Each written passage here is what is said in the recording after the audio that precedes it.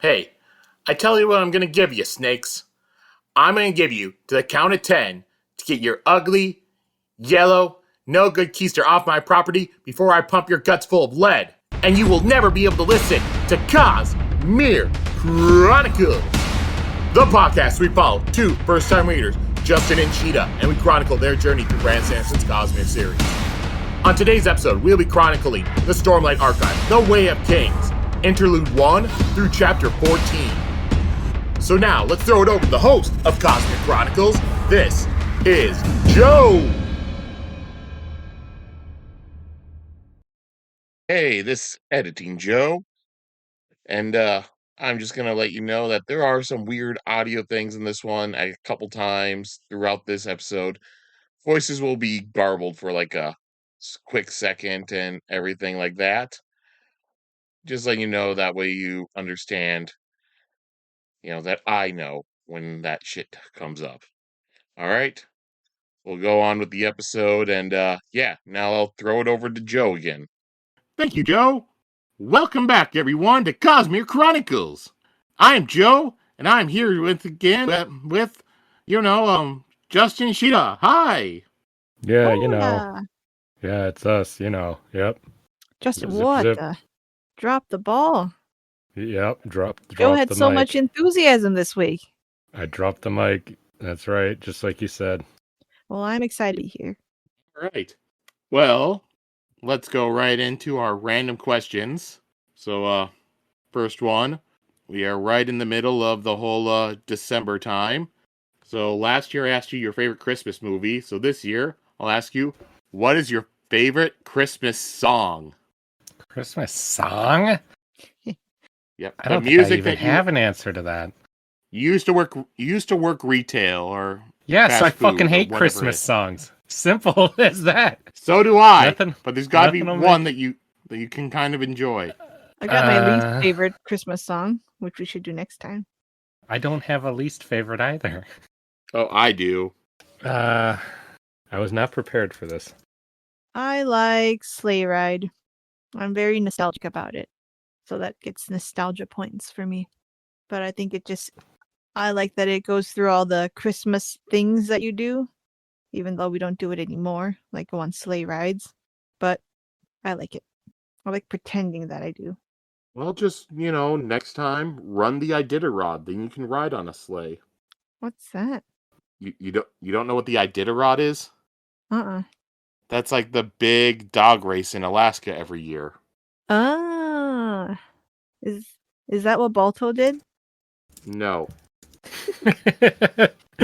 No, Balto bought medicine for all the sick children. That's not a race. I think it's more like I can't remember if it was actually a Iditarod or not, but I know like dog sled races was in the movie like White Fang. Oh, I see. I didn't watch that one. And there was a book that we had read in 4th grade. Well, I had read in 4th grade that had to do with the Iditarod, but I do not remember what that book was. Oh.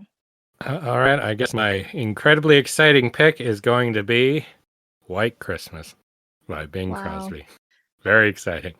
The most generic Christmas song I think I could ever think of. All Christmas songs are pretty generic, or are generic. Yeah, but that's the most generic one.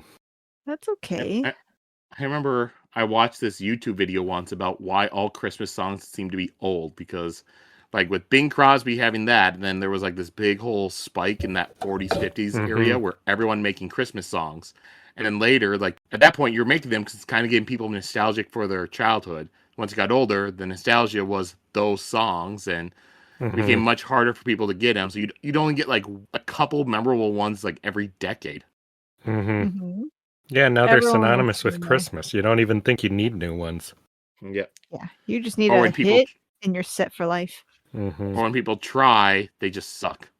Everyone should. But one group that didn't suck, which is my favorite Christmas song, is Last Christmas by Wham. And only the Wham version. None of those covers. Just the Wham version. Not the... I think Taylor Swift did one. I think like... Everyone's done one. Maybe Miley Cyrus did one. Yeah, but only the Wham version. Last Christmas. And also any Vocaloid Christmas song. I'll also put that in there. rant. Yep, because that's my, like, when I'm working, I don't really listen to Christmas music, but on Christmas Eve, I will bring up a Vocaloid Christmas playlist and just listen to that while working. If people don't know what Vocaloid is, just think super robotics, like singing voices. If people don't know what Vocaloid is, you have a big rabbit hole to stumble down to here. I'm going to change mine to Oh Holy Night because it was used in that one scene in Home Alone, and it was very impactful in there. There's my new crew answer. That's a good one. Of course, you'd pick one.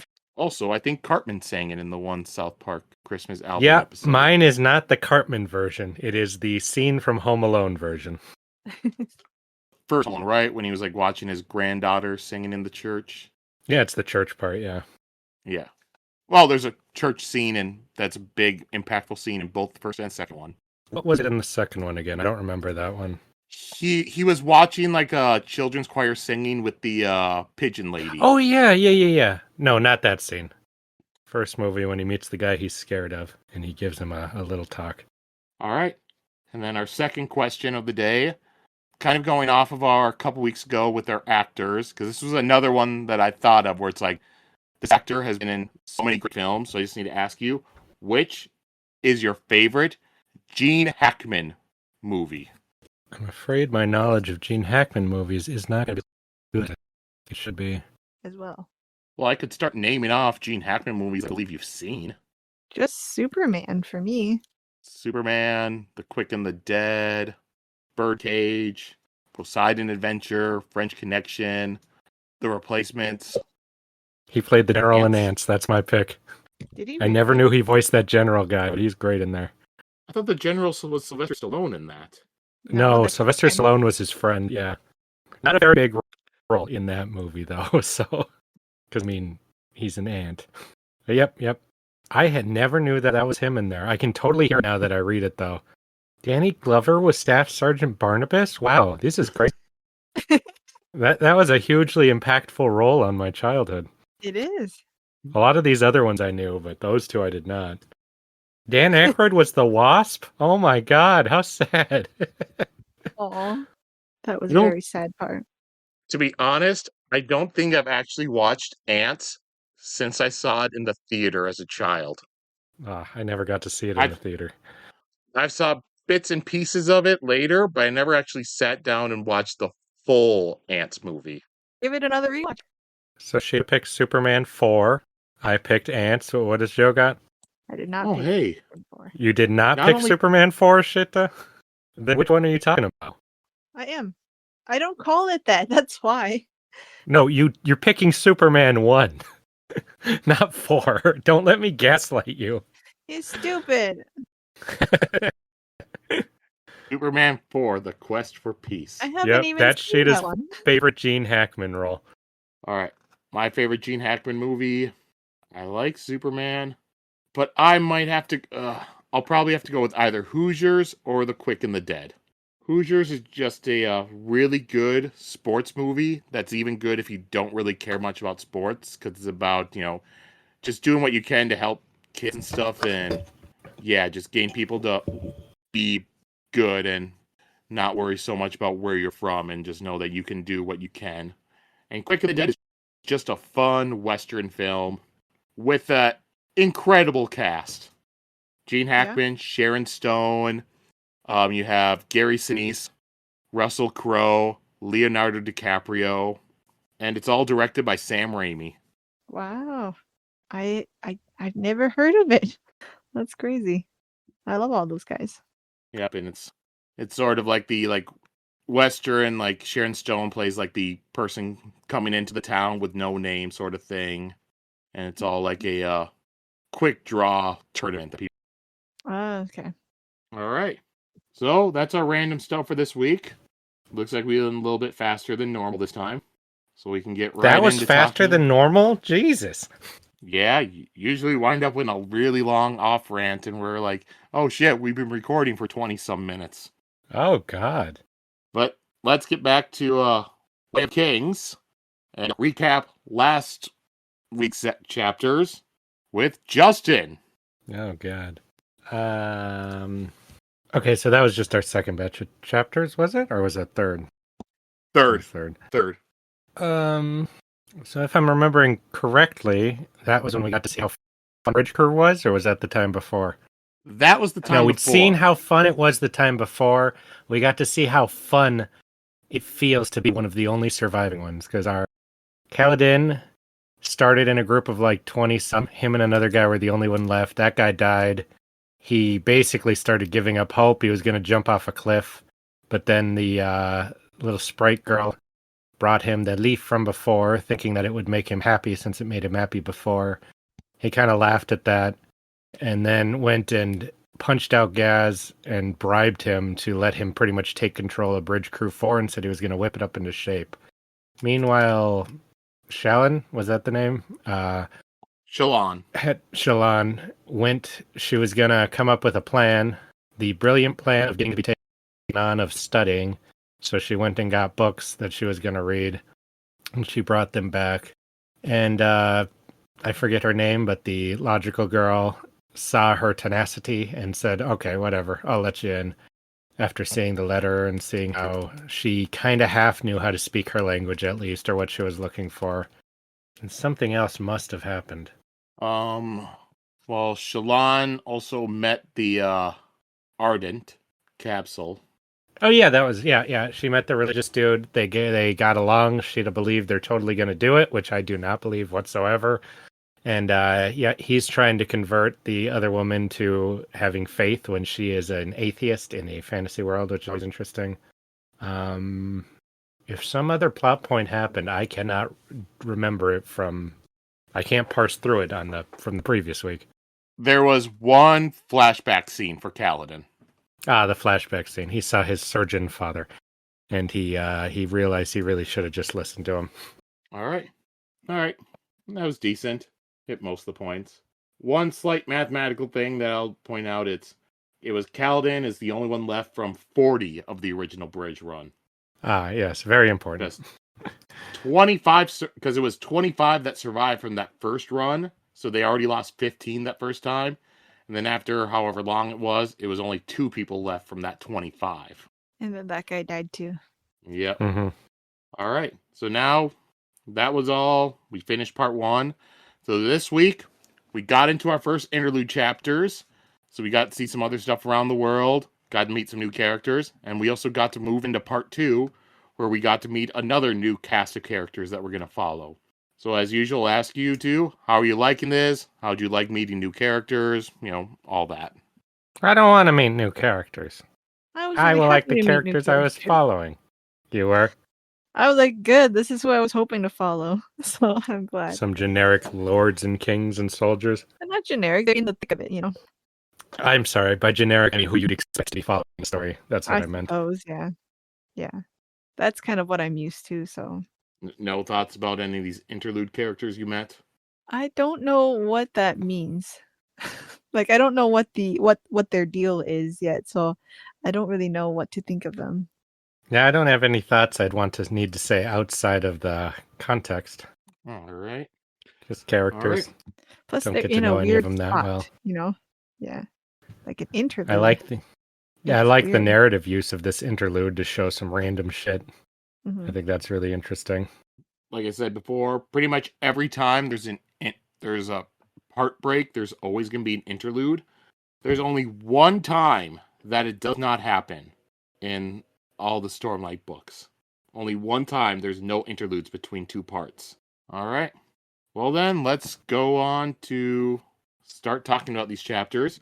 So we're going to go into Interlude 1, Ishik. All right, so here we meet Ishik, and he's a Pure Laker. Yeah, this sort of stuff with us jumping around is one reason why I really think that all the books that we've followed so far, this is one that you really should be checking out the map. Yeah, because Ishik's a Pure Laker, where if you look, Pure Lake is like this really large lake right in the middle of the map. Okay. Yep, and yeah, it's a large lake, it's hundreds of miles wide, and it never gets more than 6 feet deep at any point. And most of it is only up to about mid-calf deep. And Ishik's walking, he's wearing sandals and no shirt, and he's very happy in his life. He heads to a village that's just in the middle of the lake, and most of the buildings, they are partially submerged in the water and built to be like that. and he heads to Mabe's place, which is the closest thing to an inn that they have in this village. Mabe has been trying to get Ishik into her debt with free soup, so that way she can catch him and marry him. He goes in, he gives her a fish that's considered lucky, and that puts her into his debt. So they're just doing like Flirting. little, flirting, gamesmanship, that sort of stuff. And he thinks that one of these days he might actually let her catch him. And then Ishik goes to see 3 foreigners. They're sitting at a table, and it's in a place that's inside the building that's a set above the water and not in it. And Ishik just finds that weird. And he thinks that these foreigners are very odd. There are 3 of them who Ishik, he doesn't have their names, so he just calls them Grump, Blunt, and Thinker. Grump was a dark-skinned, like a Makabaki, and was thick-limbed and bald. So people, if the story ever calls them like Makabaki, just think they're going to be more black. That's the area of the world that's dark-skinned. And Blunt was also dark-skinned, but he's taller with short hair and wide shoulders. And then Thinker was tan like an Alethi, but his eyes were wrong, and so was his accent. And he also has a scar across his scalp. Blunt and Grump are upset that Ishik was late to the meeting. They ask for his report, and he says that he has been to a bunch of villages on the Pure Lake, but none of them have seen the man that they are looking for. They have not seen a foreigner who has white hair, a clever tongue, and an arrow-like face. But Grump says that he sometimes dyes his hair and wears disguises. While talking, the foreigners, they also bring up Ishik's god, New Ralik, but Ishik tells them to be quiet. And in his mind, he thinks about how, his people, they do worship New Ralik, but his brother, Vun Makak, was very jealous, so you had to pretend that you worshipped him instead. I'm sorry. No, thank you. That's the dumbest religion. I'd never follow that shit. I ain't gonna lie every day for some petty little brother god. What if he gets mad and he does bad stuff to you? I'll go worship someone else. Yep, and the only safe places to worship New Ralik were in holy grottos. And Ishik tells the foreigners they did ask about the different names that they gave him for that foreigner, but nobody recognized the names they gave him. And he says that he could ask the fish if they could locate him, and Blunt says that there may be something about these fish, but Grump says that you're always looking for superstition, Vow. Blunt snaps calling him Tamu, but then Thinker interrupts them, and the 3 of them begin talking to each other in a different language that Ishik does not recognize. And he thinks that he had searched for their man, but he didn't bother to wonder why they were looking for this person named Hoyd. Eventually, the 3 foreigners leave. Grump is dissatisfied and asks, "Where are you, roamer? What is fool's quest this is?" Alavanta Kamalu Kayana. And Ishik thinks that these guys are right, and this is a fool's quest. And that's the end of that interlude. Curiouser and curiouser. Yeah, I don't know what's happening. Something important, I'd assume. Yeah. Yeah, well, now you have people looking for Hoyd. Mm-hmm. Very interesting. They called him a lot of stuff, which is interesting. Like the Wanderer or something like that. Mm-hmm. Yeah, that was weird. I mean, checks out from what I've seen. It's interesting to have, after these books, to have somebody finally fucking bring up this weird fucking detail that's been being dropped across all the books as if it actually matters. Yeah. Instead of just me feeling like I'm insane for noticing. getting paranoid about this. Yeah. It is interesting to finally have people address this weirdness instead of having it be kind of the meta little thing that we know. Yeah. Anything else from this interlude you 2 want to go over?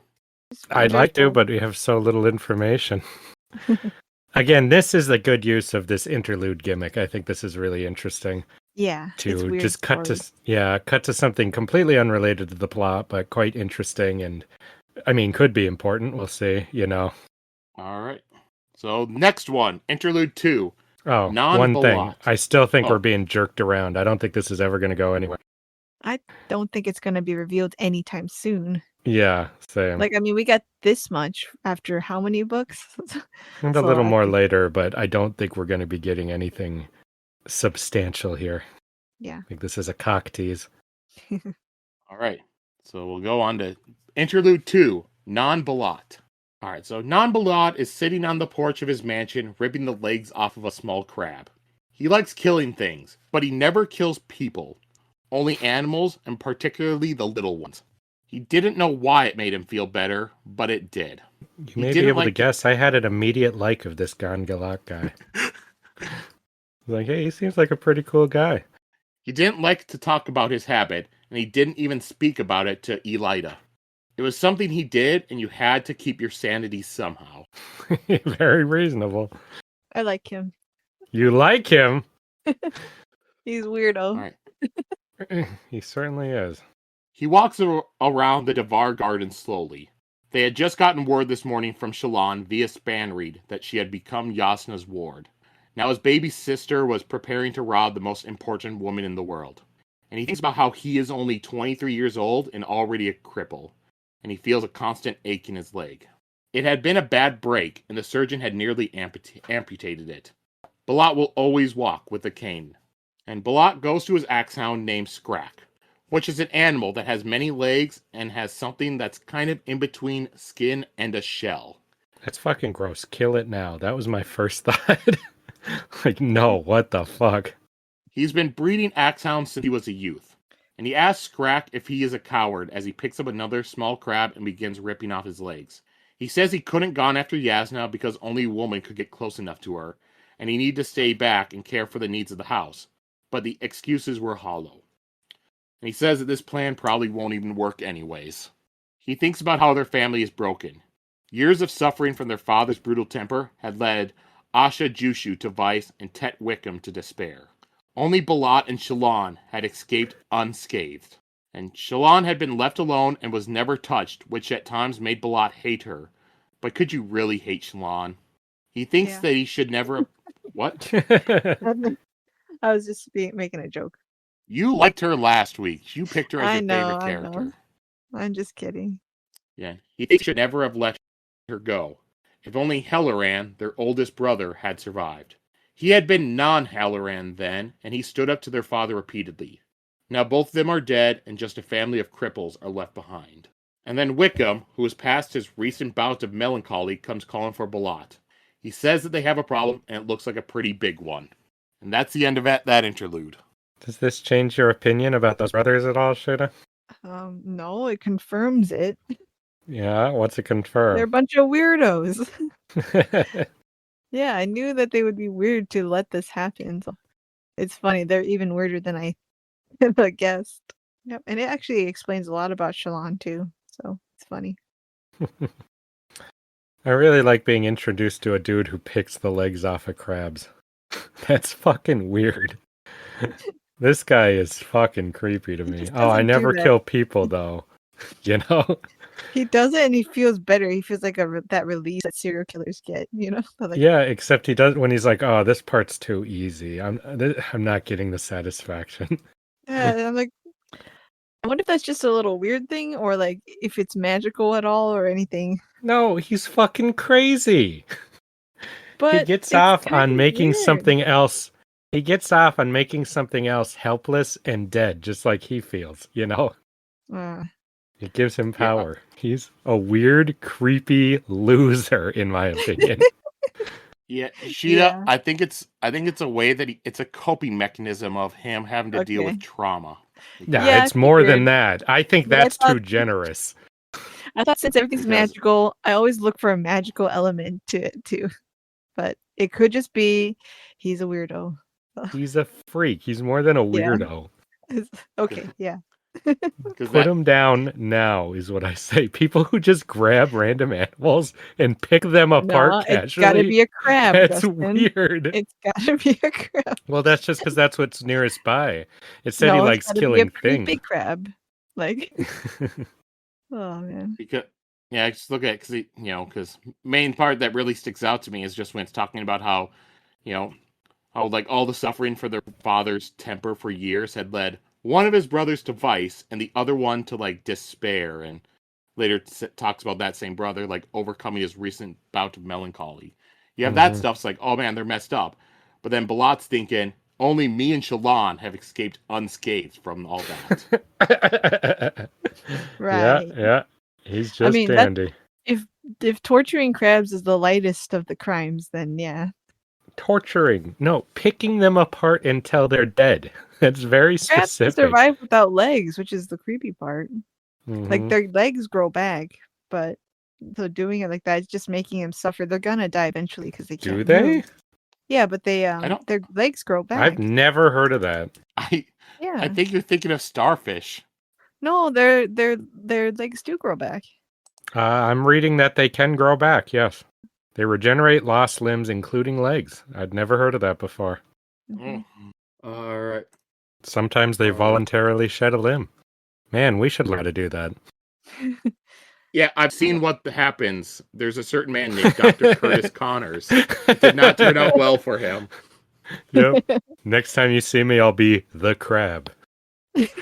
I'll be trying to turn everyone into crab people because we're a better life form. No, you'll be more like Stegron. I can only hope. All right, anything else from this interlude you two want to go over? Just, I thought you were going to hate this guy, Sheta. You liking him makes me really worried about you. It's funny. I'll have to say, almost every single podcast I have listened to have gotten here, and they have just despised him. 100%. They just hate him, and their first thoughts are, well, Shallan, your entire family sucks. Let them all die and just train with Yasna. Just let your family die. Hey, they're victims of their father. And you know what victims of fathers like that do? They do the same shit to crabs. That's what they do. I would not say hate. If he was picking off a little child's legs or a puppy's legs, I may feel differently. Yeah, I that's what have mean. trouble. It could be a I lot hate. worse. In real life, I fucking hate people who just like mess with small animals. I think. Yeah. I mean, well, bold take, but a crab is not going to be is one of the ones I have the least ability to sympathize with because we torture them pretty when we eat them already, don't we? But I mean, Yeah. he's not even eating it, so I don't know. I just think it's interesting that it is a crab and it isn't like a dog or something more. Mm-hmm. Well, we'll see. Finished, There's time. So that makes me think he wants to be a good guy. I did not go that far, Sheta. Well, he clearly cares about his family and sister. Yeah. See? Yeah, he does. And he's You like, mean because he cowardly stayed and did nothing to help? he's a cripple, Justin. Yeah, not his fault. Oh, if only there was something I could do to help, but all I can do is sit here and pick the legs off of small animals while my useless brother suffers melancholy. Very, I just sympathize a lot with people who suck, okay? It's just They very, can't very help but funny they to suck. me. Yeah, is that it? It's funny to Yeah. me that all this talk about her family and being like, oh, I've got to protect them, and you cut back and it is just ones that See, people be like, it's exactly what I thought. who gives a shit about these people? Like, if she's the best they've got, they're probably fucked, That's what I thought. And I was right. I guess you were. You totally called that. Cut back to my line where I'm like, what kind of brothers would let their little sister go and do this? And this. All right. So now we'll move on to Interlude 3, which is called The Glory of Ignorance. Szeth, Sun Villano, Truthless of Shinovar, was sitting on the floor in a tavern. He hasn't summoned his Shardblade in years. He looks like a wretch, so people treat him like one, which he is fine with, because people don't ask a wretch to assassinate. At a nearby table, his master, Took, is bragging to some others about Szeth, and he shows off that Szeth will do whatever he wants by having Szeth jump up and down and cut his own arm. When he tells Szeth to cut his own throat, Szeth states out loud that it is forbidden for him to take his own life. Now, this is a character I immediately disliked. I hate this character so much. Master? Szeth? Yeah, the guy who's in charge of him right now. Oh, okay. Oh. The guy who's like, hey, look at this. And he's got a slave who'll do anything, and he's wasting him to fucking show off at some bar somewhere. To be like, look, he'll even cut his arms. Oh, I'm like, what a loser. I don't think I've hated a character more in these books than this guy. Yeah, he sucks. Which I'm supposed to, but it's just funny. Brandon Sanderson's using his power to make despicable characters really well. He does have that power. Yeah. the ones you always hate the most. They're not like the super evil, like, megalomaniacs or whatnot. It's just the asshole, lame people that just suck so much. Because they have no redeeming qualities, not even ambition or evil. Evil is an interesting quality. They're just a loser. Too real. Very realistic characters. I really enjoy that, but I fucking hate them. I had recently just read the book Kenobi, and there was one character there that I hated so much. He was charismatic. Oh my god, the kind of like sleazy gaslighting and trying to be manipulative and stuff. He was such an asshole and a douche. Yeah, and those are the people you got to watch out for in real life, too. It was well written, but my god, did I hate that guy. But I was supposed to hate him. That's good.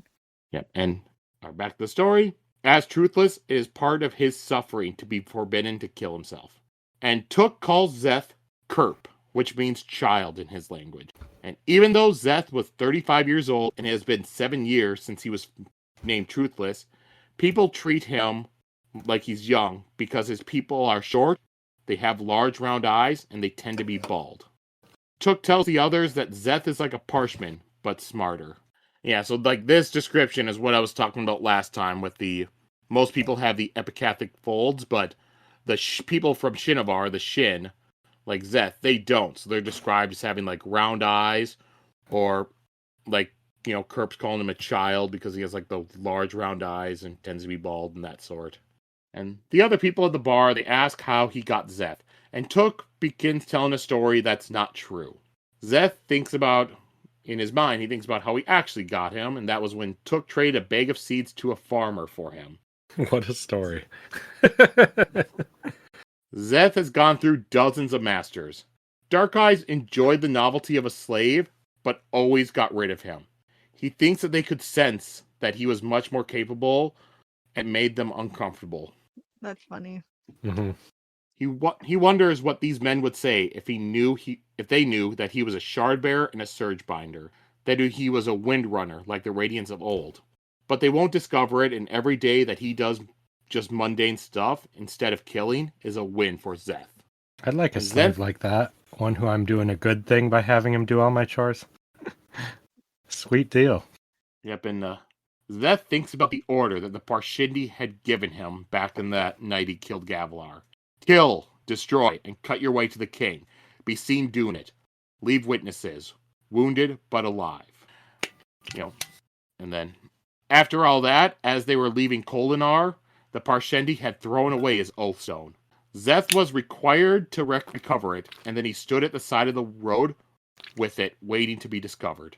He had hoped that the Alethi would have found him and executed him. Instead, a merchant found him and brought him to Yakaved, thinking that foreigners would be treated poorly after what had happened. And the Alethi didn't search for him because they had assumed that he was just with the Parshendi. And currently, Took is telling a story about how he saw the Night Watcher and stole a sphere that glowed black at night from her. And this reminds Szeth of the black glowing sphere that Gavilar had given to him right before he died. Szeth had hidden this sphere in Yakaved and has told nobody about it because he didn't want to risk one of his masters taking it. And later on in the night, Took and Szeth leave the tavern, and as they are walking down the road, Took gets stabbed in the neck by some footpads. Best part in the story. These guys, they begin going through Took's belongings, and one of them finds Szeth's Oathstone. And Szeth tells him that as long as this man possesses his Oathstone, then he is Szeth's master. He will do whatever the man says except kill himself. And in his mind, Szeth also thinks that he is forbidden to give up his shard blade, but figures there's no reason to tell this guy that. And the guy's looking at the stone, and he's like, he finds this very interesting. And that's the end of that interlude. I'm very curious to see about this guy who found it. I'm always curious if somebody gets a magic thing like that, what they're going to do with it. Depends on, we didn't get much about who they were. But yeah. That's a raw deal to be like, yep, you have to say that's my ownership stone. Like you get to own me. They have to say it, I do like him taking the loopholes where he can, I thought that was interesting. with being like, I don't have to tell him that. I'm not required to say that part, so I'm not gonna, sounds like a really hard life. All right, anything from this Szeth chapter you two want to go over? I like him. I hope he gets free. Does he want to get free? He seems like he just, from everything we know about him, it seems like he just wants to die. Well, I hope he finds peace then, or, something. I hope he gets away from bad people. But that seems like Are you trying to tell me that you think that these aren't good people, Sheta? They killed a guy. Yeah. Oh, okay. But he was a bad guy, so maybe they're good. They didn't know who he was. They were just like, what? Oh, he didn't even have any fucking money on him. I thought it was really sad and cute that he was helping his master, and it wasn't the first time he had to carry his drunk ass, It's just funny. Like, I'm sure we all have friends like that, but he's not his friend. Yeah, where's this friend word coming from? No, Laura, you're like, oh, come on, this is the first time I've had to carry you home, But to have to do it to your master is very sad. It's also stupid. This guy barely knows what this dude is. He doesn't really know the rules of it. He just knows what he was told. And he's trusting him to, watch over him when he's drunk, Mm-hmm. Like, at your most vulnerable point. There's just so many reasons for me not to like this guy. All right. Well, let's move on to the normal chapter. Well, the numbered chapters now. As we go on to part 2, the Illuminating Storms. And as it said, the characters we're following for this part are Dalinar, Kaladin, Adolin. And first thing we get is we do get a map that's kind of showing not the whole Shattered Plains, but kind of a section of the Shattered Plains. So just kind of gives you an idea about what these look like, and you also get kind of see the war camps at the top. Oh yeah, Sheta. You have the book now. Have you looked at those pictures? Oh yeah, I can look. Because I keep forgetting you don't have them in the audiobook version. And you have those, and also on the top of each chapter, there's always a little arch with some faces on there, and each character kind of gets their own little symbol at the beginning of chapters. I hadn't noticed that yet. Yeah, that sort of stuff. Pay attention to because it kind of gives you an idea about what you're looking for. Because Kaladin chapter shows a bunch of spears with one of them has a flag on it. The Shallan chapters are this weird sort of thing. It's hard to explain. And the Dalinar and Adolin one, it's a shield with a tower and a crown on it. So this is a topographical map of the Shattered Plains, is that it? Yep. At the very top of it, you can see the circles, the war camps. That's so weird. So do the bridges go between the circles or on top of those little cracks?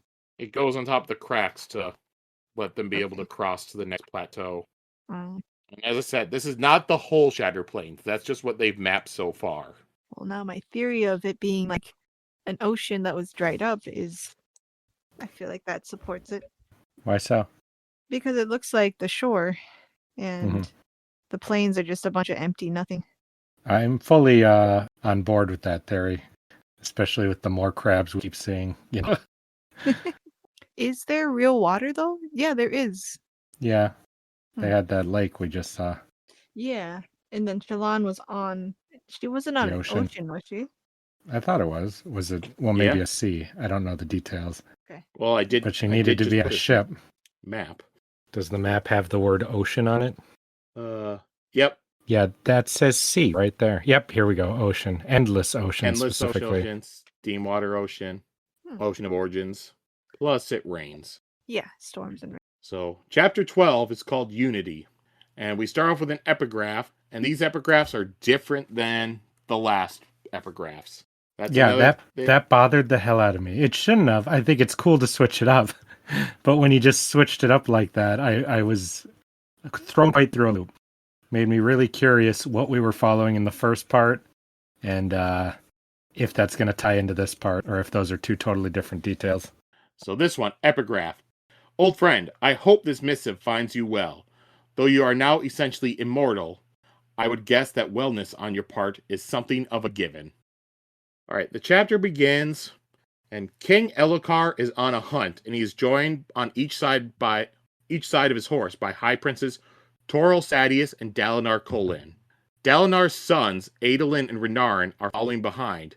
And, we're in Adolin's head right now, and he wants to stay close in order to listen in. Adolin is wearing blue shard plate, which he had inherited from his mother's side of the family, and he had been given it and allowed to wear it 7 years ago when he was 16. Elhokar is wearing gold shard plate, and Sadeas is wearing red shard plate. Dalinar's shard plate, however, it's not painted, and he's just wearing a plain gray. And I think they also state on this hunt, there's one other High Prince that's on this hunt with them. He doesn't really come up much, but I believe his name was Vama. Yep, and Dalinar has the reputation of being one of the greatest warriors and generals of all time, and Adolin wished that he would do more to live up to his reputation nowadays. Adolin looks at his father and believes that his father is thinking about the visions that he has been seeing. Dalinar has been having episodes during high storms where he would fall to the floor and rave gibberish, and he would start shaking around and everything. Rumors are spreading through the 10 armies, and Adolin thinks that he is going mad. Adolin wonders if, when this happens to him, if he's thinking of youthful battles or of the night that Gavilar had died. But he also wonders why Dalinar mentions the Night Radiance after the episodes. Adolin is upset because Dalinar and Gavilar had reunited the 10 High Princes of Elhokar after centuries of strife, and Dalinar has won dozens of battles and all sorts of duels. But what should Adolin do when a man that he loved started to lose his wits? That is very sad. To be raised by such a legendary person, look up to them your whole life, and then they start to become crazy. That sounds very sad. All right. And Sadeas, and if you remember the Sadeas name, that's the war camp that Kaladin is in. He's a slave in Sadeas' camp. Oh. Sadeas begins to brag to Elhokar about how he had won another gem heart, but laments that the competition is becoming unexciting because some people aren't interested in participating. I hate this guy. Go on. No, of course I do. With that little bit of detail, which I did not remember, that's the other piece I needed to hate this guy. Already didn't like him. Adolin is upset with Sadeas, and he's convinced that Sadeas will strike soon since Dalinar is weakening. And Renarin tells Adolin that he should have invited Yanala, but Adolin said that she would not have come after how upset Rilla was yesterday. And then we jumped into Dalinar's head. And the words that was weird. Unite. Yeah. I can't believe we're switching point of views too. They're setting up rules and then just breaking them on me. It's weird. The words unite them are going through Dalinar's mind. And they're heading to a plateau to hunt a Chasm Fiend. But then Elhokar charges ahead to a stone formation in order to get a good vantage point, and he says that he'll race Dalinar to the top. Oh my Dalinar's God. annoyed, but it follows. I was annoyed too. I completely empathize with Dalinar here. I was getting so fucking pissed at this king guy. And Dalinar, he's riding a large horse called Gallon, which is a horse called a Rashadium. And the Rashadium, they choose their riders.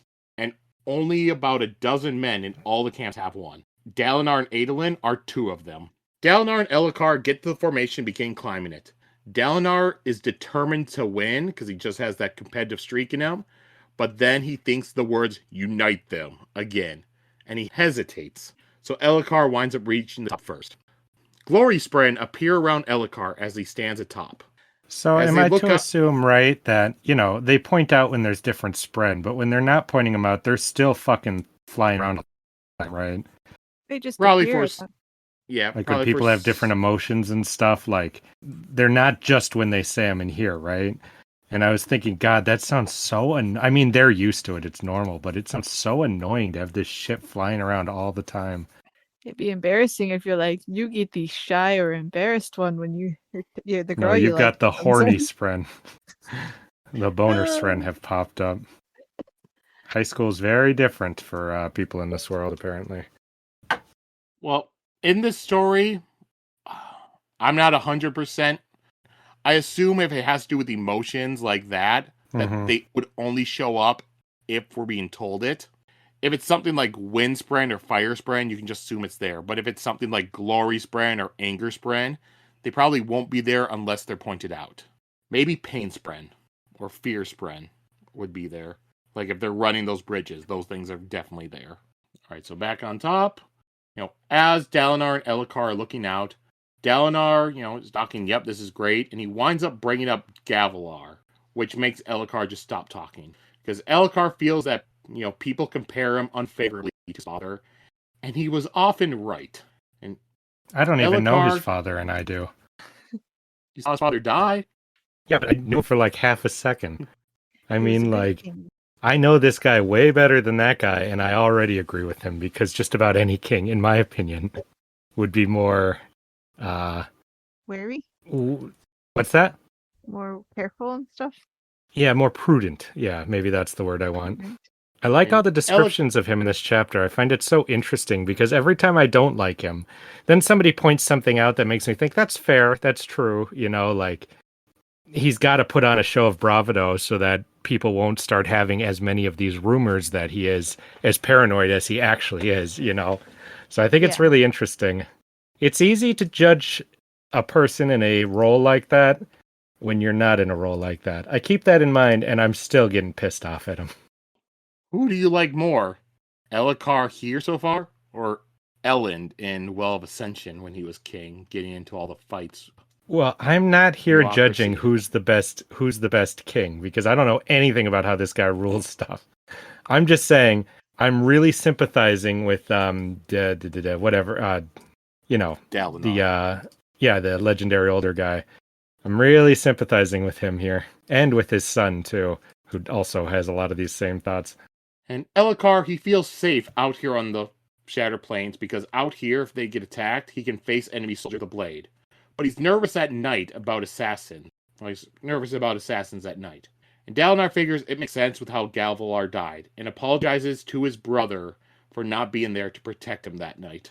And Dalinar says that tells Elhokar that he had looked into what Elhokar had asked of him, but there was no proof of a trespass. But Elhokar is still convinced that someone was there in the dark. As Dalinar looks out on the field, he thinks that he had stood on a formation like this before during his very first vision. And he thinks once again, you must unite them. You must prepare. Build of your people a fortress of strength and peace, a wall to resist the winds. Cease squabbling and unite. The Everstorm comes. That's all very badass, but I can't help but thinking of that episode of Venture Brothers where the Scooby type gang comes in and the dog is telling the Shaggy character similar, like, the death time is upon us. You must do the ritual and all this crazy shit because he's tweaking out all the time. Like, this does sound like crazy person mumbo jumbo to me, which is very interesting. And Dalinar thinks of telling Elhokar about the visions, but he stops. He can't tell him that he thinks that he is getting visions from the Almighty, and that he also thinks that they should leave the Shattered Plains and go back to Elhokar. And then we go back into Adolin's head, and he watches as Elhokar just jumps off the top of the formation down to the ground. Since they're in Shard Plate, they can easily survive that jump. No, But they can easily survive it, except it's also still dangerous, was how it was said. Like, things can still go wrong. It's still a foolish thing to do. It's still risky. Yeah, it's still risky. That's it. And Dalinar, he goes down to a lower platform on the formation, and then he jumps from there. And Adolin thinks about how Dalinar is taking the safer route more and more often. And he looks around at, because I forgot to mention, they're not just going out there, just those couple. There's a whole big procession of people, like soldiers coming with the king. You have like civilians, just rich nobles coming out there for the show, all sorts of people. And Adolin looks over at all the people in fancy silks and wishes that he could be wearing that. Instead, if he wasn't in a shard plate, then he would be in a uniform, since the Alethi war codes commanded it. But nobody has followed those codes in centuries, except for Dalinar Kholin. And Adolin listens as two Sadeas' hangers-on make fun of Dalinar, and that it has been a long time since Dalinar has won a Gemheart. Adolin thinks that there's some truth to it, because Dalinar goes on less and less plateau assaults, and instead, all of them are stuck in bureaucratic administration stuff. Adolin thinks that his father was not a coward, he was just troubled. And then they get to a chasm, and they stop and they wait while the army crosses the chasm first. While waiting, Elhokar has an awning set up to give him some shade. Adolin looks over his brother Renarin, who's wearing a sword that he barely knew how to use. His blood weakness made it hard for him to practice. And Adolin says that he just wants his hunt owner, and Dalinar says that, he himself used to like hunts when he was younger. And the chasm fiends that they are hunting can grow to 50 feet tall and can crush a person even in shardplate. But Adolin points out their plan is not to like just hunt it down and kill it. It's to, lure it up, pelt it with a bunch of arrows until it's weak, and then walk up to it and hack it to death. And Renarin adds in that Adolin's just upset because of his problems with Rilla, and that he should have invited Yanala. Dalinar is confused as to who the hell Yanala is, because he thought Adolin was courting Deely. But Adolin says that he stopped courting her over 2 months ago. That was 2 months ago, Dad, and totally with someone else now. Yeah.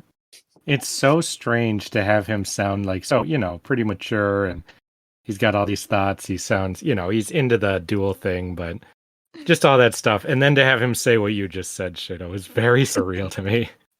I was like, how old is he? Yeah. 15? I was like, I date a lot of girls. I'm very popular. Yeah.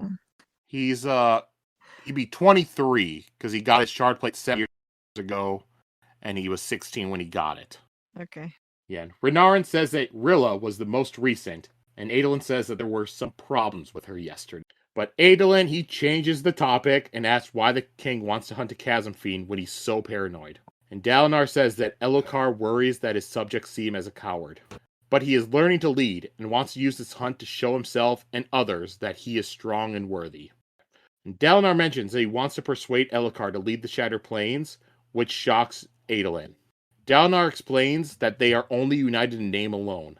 The High Princes treat this siege as a game and a competition, and he thinks that they need to return to Elhokar and stabilize their homeland. Adolin asks about the Vengeance Pact, and Dalinar says that there are some things that are more important than vengeance. Gavilar's life work was united Elhokar, and Dalinar does not want to let it break. Adolin points out that maybe instead of retreating, then they should strike out at the Parshendi instead of besieging them.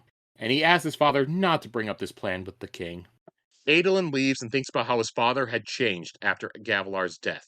He also thinks about how Sadeas and Dalinar used to be friends, but now they barely tolerate each other. That had also changed the night of Gavilar's death. And then they arrive at the hunt site. And it's like 2 plateaus nearby each other. One is set up with, standing places for people to view the hunt. And the other plateau is where they will lure out the chasm fiend to kill it. And then a rider rides up to them. And on the horse, it is Wit. He is the king's wit. The king's wit's job is to insult others, so that way the king does not need to do it themselves. That's a good fucking job. And I'm not gonna read word for word everything the wit says, but it's just making fun of everybody like the entire time. But some of the highlights, Wit immediately brings up Adolin's love life, and Adolin says that yes, I had a lunch date with one woman while courting the other, and the one that he was courting was the jealous type, and now neither of them will speak to him. Wit tries to get Renarin to talk to him, but Renarin feels like if he just does not say anything, then Wit will not have a reason to mock him. So Wit then just begins to tell a story about how he and Renarin went out with multiple women the other night, and that's like 1 for Wit, 2 for Renarin, and Dalinar just gets upset. And it's like, Wit, stop picking on him. And Wit leaves and tells Dalinar that, you know what, Renarin is less fragile than you might think he is. So this guy with a sharp tongue, certain description coming in and saying all these mean things, or all these clever, quick, mean things. That's what we're hearing. Mm-hmm. Very interesting. Yeah. Sounds like familiar. Sounds like something we just had described a chapter ago. And then a chull is being used to pull a hog in order to lure the chasm fiend. And Adolin looks at the bows that they have. These are very large bows that could only be used by a person in shard plate. So they call these shard bows. He thinks about how his Aunt Bonnie, Gavilar's widow, had led the research on these bows. And he wishes that she hadn't have left, and that things were never boring around her. And Dalinar notices that there's not any bait on the end of that rope that Chull is pulling. And then he notices that the rope was frayed at the end. And then the chasm fiend comes up on the plateau where all of them, including the spectators, are. This is the kind of shit I'm talking about. This is why this guy pisses me off so much. You cannot be so casual about things when you're out in the field. Anything could happen. Though I do wonder how quiet this thing is that it was able to come get the drop on everybody like this. Yeah. This really reminded me of the Where's the Goat scene in Oh Jurassic yeah, Park. yeah, yeah. But Justin, is this an Elhokar thing, or is this just an overall Alethi thing? Because we're already hearing that they're just treating the Shattered Plains, like Besiege of the Parshendi, as a game and a competition. Yeah, but It's true, because why bring all these civilians and onlookers, and they weren't. No, everyone took it very lightly. yes, It's kind this of like hunt, yes. But the any kind of wiser like guy, royal he hunt. had different philosophies about how to do this. What's that? I said royal hunts always like that, and then the king's always killed by the boar. Like, This is what I mean. This is how a king gets killed by a boar, by being a dumbass. yeah, just too cocky. Like, And I've got he's all my men. I'm fine. yeah. I can face them on the battlefield, that kind of Yeah. thinking. He's Also, like just wanting to feel a little bit of that old violence, but you're so safe now because you're king, but you're not prepared because you got so soft. Yeah. Yep. Classic story. Yeah. And he's going to piss me off a lot more than he has already very soon. All right. So, anything else in this chapter you two want to go over? Oh, yeah. It ended on that weird little hanger. I always kind of hate, and I mean, they're effective. They make me read the next chapter, but I always kind of hate chapter endings like that because I'm like, just keep going. We don't need a commercial break. But I know they're recording. Yeah, exactly. It's effective. I know one thing I did try to do when I broke up, this book is when we end a section, when we read, I try not to end in the middle of a character's POV. So, like, if there's it would piss me off like crazy. I felt thematically it works better to end an episode like that. Like, if there's 2 Kaladin chapters in a row, we'll always read them together. If there's 2 like Dalinar, we'll read them together. I try not to break it up, if possible. There might be one in there, but I don't think so. And you understood the whole family and like the family tree of like Dalinar and Elhokar and Adolin and all them. Yeah, he kept calling him uncle and stuff. Yeah. Yeah. It was pretty. I could tell. This is what I mean. When the author really wants you to know, he'll make sure you know. And then that Yasna is Elhokar's older sister. Yeah, that's weird. I do have a question about the high princes. Like, who are all they, and are they not royalty then? Like, so probably you can think of them as like lords? Yeah, like what's the highest rank in like English? Is it Duke or Baron? Something like that. So you call yourself an Englishman. Yep. Duke was the highest rank. Like because you got a little bit. They mentioned a little bit here, but kind of. So Elhokar used to be a country, but it instead of having one thing overseeing it, it was kind of like warring states period, where you had 10 high princes, each having like their own lands, and they'd like war against each other. So and then fucking stupid. I hate that shit. It's kind of like my theory, though. Like, and then like 10, huh? Oh yeah, you still going with that one? I am, because that's what it is. Yeah. And then Gavilar and Dalinar, they wound up going, and they brought them all together underneath one king of Gavilar. So you have, and Gavilar's dead now, so Elhokar's the king, and then you have the 10, they're called princedoms, and they're each run by one of the high princes, and so think of those like Elhokar's king, and they're all dukes, so they all have their own armies loyal to them, and they're following just the whole feudal system, or I see. But Dalinar is a prince, right? Is one of those. Yep, he's considered the high prince, and he has the whole Kolinar area. He's the high prince there, but since it's the same, but he pretty much just lives there with like Elhokar, and he just does.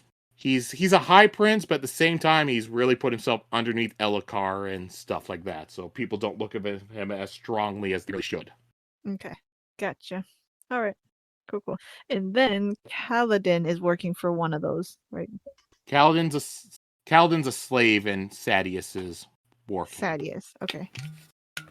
And even before this, like like the army, he was in Amaram's army, and Amaram was same thing. Oh, they were in Sadeas's like princedom. Gotcha. Same. That sucks. Anything else you two want to go over with this chapter? I think it's interesting with the God damn it, what's the word? Epigraph, where before we were talking about how everyone was dying in all these different ways, and then immediately we're led to somebody who has immortality apparently being talked to. I wonder if that's going to have any connection, or if that's like some. It was the line like, "I hope you're in good health, my friend, but being that you're now functionally immortal, I assume that's the case, So it makes me really wonder if that has anything to do with it, or if it has nothing to do with it. I have a theory now. Just from that, Yeah. We'll go on to chapter 13, which is called 10 Heartbeats. Epigraph. I realize that you're probably still angry. That is pleasant to know. Much as your perpetual health, I've come to rely upon your dissatisfaction with me. It is one of the Cosmere's great constants, I should think. Cosmere. That's weird. That caught me off guard right there. Finally, we're in the we hear the word. When we started Cosmere Chronicles, I was like, where is the Cosmere? So chapter begins, we're in Dalinar's head, and he begins summoning his Shardblade, which takes 10 heartbeats to summon. And this whole thing, it's pretty cool, because it's him thinking, and you just get like the numbers 1, 2, 3 as it goes. And as he looks at the Chasm Fiend, he can understand why the Parshendi consider them gods. And yeah, the Chasm Fiend, just think of it of like a huge, giant, like 50-foot tall, like long, like vicious roach thing. Yeah, I fought one of those in Fallout. I fought one of those in Helldivers. Yeah.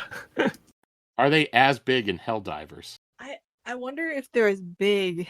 I felt like it's pretty big, but not that big. The biggest one is just really tall, isn't it? Not like wide. In Helldivers? Or am I? Yeah. No, it's big. Yeah, I remember those are pretty fucking huge. So hey, the covers you saw that from around the world where he had the giant bug things, they weren't fake. That was actually in this story. I didn't think they would be fake, but just I didn't think they fight one yet. The first time you see Dalinar and them, they're fighting a giant roach crab thing. Yeah. I thought it'd be like the sandworms or something. Like you don't get to ride one right away. Yep, and so the thing's up, and Elhokar has the archers start firing arrows at it. And then Dalinar's shard blade, which is called Oathbringer, appears in his hand. And it's a 6-foot long blade. And, it's easier for him to use and carry since he's wearing shard plate. And Elhokar, he's holding his shard blade, which is called Sunraiser. And Dalinar can tell that Elhokar does not want the Chasm Fiend to escape. And the Chasm Fiend attacks and begins killing some soldiers. Adolin comes up to Dalinar while riding his Rishadium named Sureblood. Dalinar gets onto Gallant, and the two of them ride up to weaken the Chasm Fiend. And Dalinar puts on and closes his helm, and it locks into place, kind of like some steam comes out, and the sides of the helm are translucent. But looking out of it, the view is still kind of like looking through dirty glass, so it's still necessary to have an eye slit in the front of it. And Dalinar and Adolin, they each take a side of the Chasm Fiend and they kill. Remember, with the shard blade, it does not cut it off. It just goes through it and it kills the limb. So the leg's still completely there. It just is not usable anymore. Mm-hmm. Yeah, I remember that was one of the most interesting things about it. And Elhokar rides at the Chasm Fiend himself to try and distract it. God damn it. Oh my god. And Dalinar says that, no, I should be the one that's the distraction because I'm riding a Rishadium, which is much faster. But Elhokar does not listen. Nope. Dalinar and Adolin take out more legs. Dalinar tries to call to Elhokar again, but Elhokar's saddle snaps and he is thrown from his horse. As he's on his... I cannot tell. What are they trying to make me think about this guy? Am I supposed to dislike him or am I supposed to like him? Because they keep going back and forth on it every time something happens with the dude. He's just a guy, but you have to... He's just a guy? Yeah, he's just a guy you have to watch and, protect and stuff. And it just kind of sucks that he's kind of a dumb shit. I don't know that I'd go so far as dumb shit, but pretty fucking close. It felt like family, he's your nephew or whatever, and you're just you love him, but you also hate you're saying him, it doesn't matter. Yeah, okay. I can get that. Yeah. So you just kind of stuck with him and the things you love him for sometimes are the things you also hate him for, Like, I see. I suppose I can get behind that. Hey, you cannot blame Elhokar for the saddle breaking, him being thrown off of it. That's not his fault. In what possible way could I not blame him for this? Don't ride your horse that way, like, Yeah, bro, don't do that. Like, you're gonna fuck up and ride it die. normally. Yeah. You're gonna get everyone killed. If it was just him alone, I wouldn't be so mad, but he is supposed to be responsible for all these people. That is his job, So I don't like it. And so he's on his back after being thrown, and as the Chasm Fiend's about to, crush him, an enormous arrow slams into it. The arrow was shot by Sadeas, who's holding a sharp bow. And Dalinar and Sadeas look at each other and salute. They did not like each other, but they will both protect the king. Elhokar gets up and he yells at the Chasm Fiend, denying that it is a god, and the Parshendi will see their god crushed. And then Elhokar stabs his shard blade into the creature's chest, trying to find its heart with the blade. The Chasm Fiend, it spins around in pain, and its tail slams into Dalinar and Gallant, and they're thrown. And Gallant is not too badly injured, and Dalinar commands it to leave. And Dalinar, he begins to resummon his shard blade. While he's doing that, Renarin rides up to him on a horse, asking if he needs help. Oh my god, this whole family. Everyone's sitting here thinking, man, you're so old, you're going crazy, and yet everyone around you is acting like a moron. Well, whose fault is that, I think? You're their dad. He has a weak blood. Don't bring him to the hunt. On the one hand, I look at it where, yes, it's kind of stupid that he rode out there, asking for help without any armor and stuff. On the other hand, you do have to kind of give it to him, where he sees that his father and his brother need help, and his instinct's not to run and hide. His instinct is kind of to try to help. So he has good intentions, as poor as they may have been. If that was his instinct, he should have tried to figure out more of this stuff, how to overcome whatever thing he has, so he could be useful. Brother? Like, the younger brother? Yeah, Renarin is Adolin's younger brother. Yeah. Is he like 15? It just seems a lot like a young boy. Yeah, if he's 15, I'll give it to him. Like, you're like, you have spirit, kid, but you're gonna get everyone killed. Mm-hmm. But if he's like 22, yeah, no excuses if he's over 20. Not in a medieval world. All right, so Renarin is either 19 or 20. No, no. All right, then. Yeah, Dalinar just shouts at Renarin to leave since he is unarmored and unarmed, and Renarin does leave. And then Dalinar runs at the Chasm Fiend. Adolin had dismounted and gone over to Elhokar to protect him from the claws, but then Adolin is hit behind by one. And he's thrown, and Dalinar can see that Adolin is still alive though, so he continues to run towards Elhokar. And Dalinar thinks about how he had failed Gavilar, and he was drunk while his brother was fighting for his life. Mm-hmm. And the way for Dalinar to redeem himself is to protect Gavilar's kingdom and his son. I think the drunk thing's so interesting because that was the first time we'd learned anything about him, and that this version seems so different than that. Like, I couldn't imagine him doing that from what little we've seen. So it's interesting to imagine, or to see how much that fucked him up, as it would anybody. And then we jump back into Adolin's head as he gets up and he sees that Elhokar is about to be crushed. But just in time, Dalinar gets in the way and he catches the Chasm Fiend's claw in the air. And Adolin knows that he is seeing the Blackthorn right now. And Adolin summons his shard blade, and he runs up and he kills the leg nearest to him. And at this point, they've killed enough, and so it's just too much weight on all the other legs for the Chasm Fiend, and they begin to snap under pressure, and it falls. And then Elhokar stands up, and he kills the Chasm Fiend with his shard blade. And now that the Chasm Fiend's dead, the shard blade is able to cut the flesh. So he cuts its way into the chest, and he goes in and he pulls out the largest gem heart that Adolin had ever seen, and glory spreads surround Elhokar. And that's the end of the chapter. I'm surprised they didn't all die. That'd be a hell of a way to introduce them, the story. Here's Elhokar, Adolin, and Dalinar, and second chapter, they're all dead. I thought the king might die. I didn't think Dalinar would die. Yeah. Maybe the son, actually, I thought might survive. Yeah. because he's I didn't- kind of in between I being, thought between, yeah. what's King and Dalinar would die, is what I thought.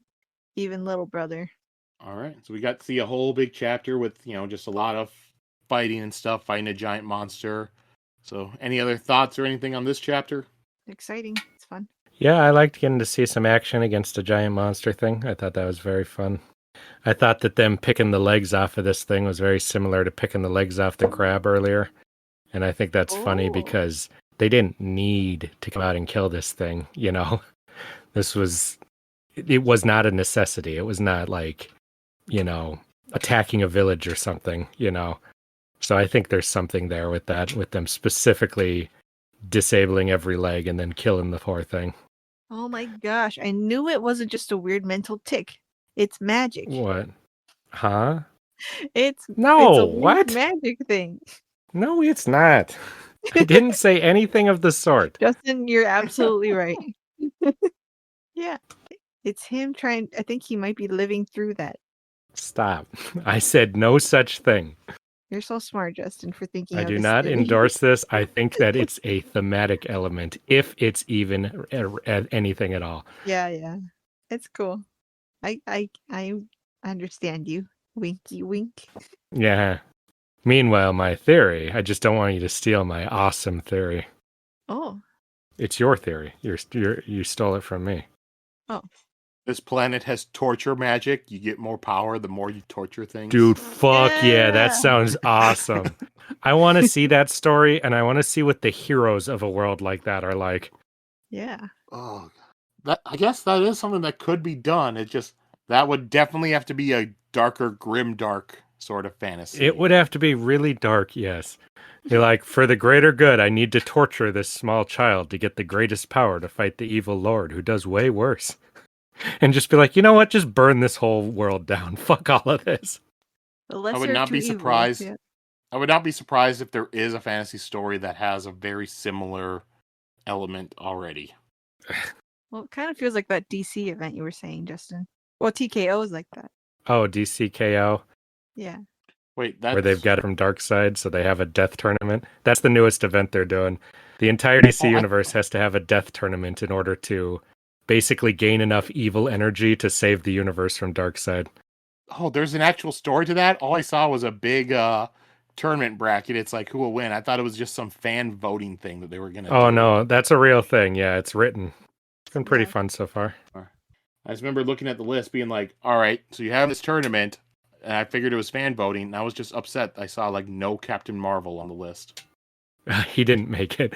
Before they all ran in, everyone had to run through a bunch of giant, Titan monsters that were just killing everybody. So only the people who made it through that got in the tournament. Everyone else got crushed. And you say that, there's a pretty funny part with him in there. So that's why I laughed at that. Okay. Because you'd be like, okay, let's go. And then your pick is immediately not going to happen. What the hell stops Captain Marvel? He's pretty much equal to power to Superman. It's pretty funny, actually. It'll piss you off, not in a bad way, just in a goddamn it kind of way. All right, here we go. Now let's move on to our last chapter for today, chapter 14, called Payday. Epigraph. Let me first assure you that the element is quite safe. I have found a good home for it. I protect its safety like I protect my own skin, you might say. That's a weird thing to say. Why And might if you you say that? If you haven't put together, all these epigraphs are just a letter that someone's writing. Yep. Yeah, they've continued into each other. I think that's really interesting. Very different than what we were looking at before. At least as far as I know. Yeah. Well, oh, never mind. Wow. I The thought promise I of had something interesting and then a never mind. Great content. Sorry. You know, guys, never mind. That's what everyone wants to listen to. So, now we're back to a Kaladin chapter. Yay. The morning after Kaladin's decision, he wakes up bright and early. He tries to make the rest of Bridgeport get up early as well, but they just ignore him. That was the funniest shit ever. I totally felt exactly like the bridge crew in this whole sequence. It's like, rise and shine, guys. Like, what the fuck are you talking about? We live to die. Go away. Kaladin grabs an Alethi bridgeman named Moash and tries to force him out. When Moash pulls away, Kaladin punches him in the gut and carries him outside, and the rest of the bridge crew follow after this. Yep. Kaladin tells the crew that things are going to change and they are no longer sleeping in.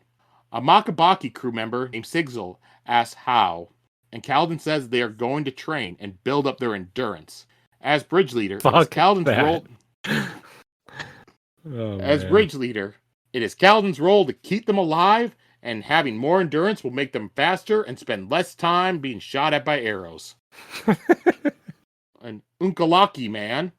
The Unkalaki, they're from the Horneater Peaks, which if you look on the map, it's kind of right in the middle of Yakaved. But yeah. Are they the lizard They're people? also called... What? Are they the lizard people? Or just normal people? Did I miss something? What lizard people? What are you talking about? Lizard people on the covers. Oh, on covers. Yeah. We saw weird-looking people. We haven't... I don't think we've had anyone... Yeah, it was like crab people. That's what we believed we saw on the covers. Yeah, because you sang that song. Yeah. Song is very generous. I completely forgot about that. The only other people we've seen have been like the Parchment and Parshendi, who have like black and red marbled skin. No. These are just people that they live in the Horneater Peaks, and they are also known as the Horneaters. So this Horneater, who's named Rock, calls Kaladin crazy. And Moash yells out to Gaz and asks if Kaladin has authority. And Gaz answers that he only has authority out in the field. So Bridge 4 go back inside the barracks. Kaladin's frustrated and he tells Syl that the bridge crew, they just don't care because they cannot be punished. They are already at the bottom. So he goes over to talk to Gaz, and Gaz runs away to hide. Not what I expected. Kaladin has Syl follow him and tell him where Gaz went. And she tells him that, yeah, he's hiding between those two buildings. So Kaladin goes around to the back of the buildings and just sneaks up behind Gaz. And Gaz tells Kaladin that it's true, you don't have authority besides on the field, and I'm not going to lie for you. And Kaladin asks for his pay from Gaz, so Gaz, he gives him 4 spheres. And Kaladin asks for the 5th one, and Gaz, it's like, but you promised that I can have it. Give it to me. And so he reluctantly gives it to him. And then Kaladin just gives the sphere right back to Gaz. And he tells him that Gaz is not keeping my pay, I'm giving it to you. And this way you know that if something happens to me, then you're going to stop getting this extra money. And he asks about what their schedule is today, and he's told they have afternoon bridge duty, and in the evening they have scrubbing and cleaning in the, kitchen area. As Kaladin leaves, Gaz shouts out to him that you don't have authority. You can't have authority without a rank. And Kaladin tells Syl that he's wrong and authority comes from the men. But he still tells Syl, yeah, you should watch over me as I sleep, just so we can make sure Gaz does not try to pull anything. I don't think he will, but it's better to be safe than sorry. Kaladin goes to the lumberyard, he picks up a plank of wood. And the carpenter, he allows Kaladin to use it, and so Kaladin just picks it up and he begins running back and forth in the yard with it. While running, a crowd grows that just watch him doing this. And Kaladin's using this to run to work out his frustration and his anger. The anger at himself for failing Tien. And Kaladin, he would run until he just felt like collapsing, but then he found a reserve of strength inside of him to just keep going. And it felt good to wear himself down and reminded him of the months after Tien died, where he trained himself on the spear to forget. At noon, bells ring to bring soldiers to lunch, and Kaladin decides, you know what, I'll stop now. And he goes over to drink water, and while he's doing that, Rock picks up the plank. And Teft tells Kaladin, yeah, Rock had bet that you were using a light piece of wood just so you could try to impress us. And then Kaladin tries to, give himself more authority, and he tells the bridgeman, all right, you are dismissed for lunch, but be sure to come back for afternoon duty. That was my favorite part in the whole book so far. Just saying I have authority over you guys. I'm in charge here. Well, everyone's like, dude, you if you just say it enough, just to force people to start taking you seriously and believe you, like a fake it till you make it kind of mindset. I thought that was so hilarious. And he tells them the last one to arrive for evening duty, yep. will do the pots while we're cleaning. What are you talking about? You can't just say that and have it be true, and yet the way he says it, just so funny. It's so Mhm. funny because like this kind of personality is like some kind of hall monitor type person. Yep. And like you usually hate them because they just like love authority or bossing people around. Mhm. But in here, he's really trying to do something and for the people and stuff. So it's interesting to see him use his hall monitor powers. Mhm.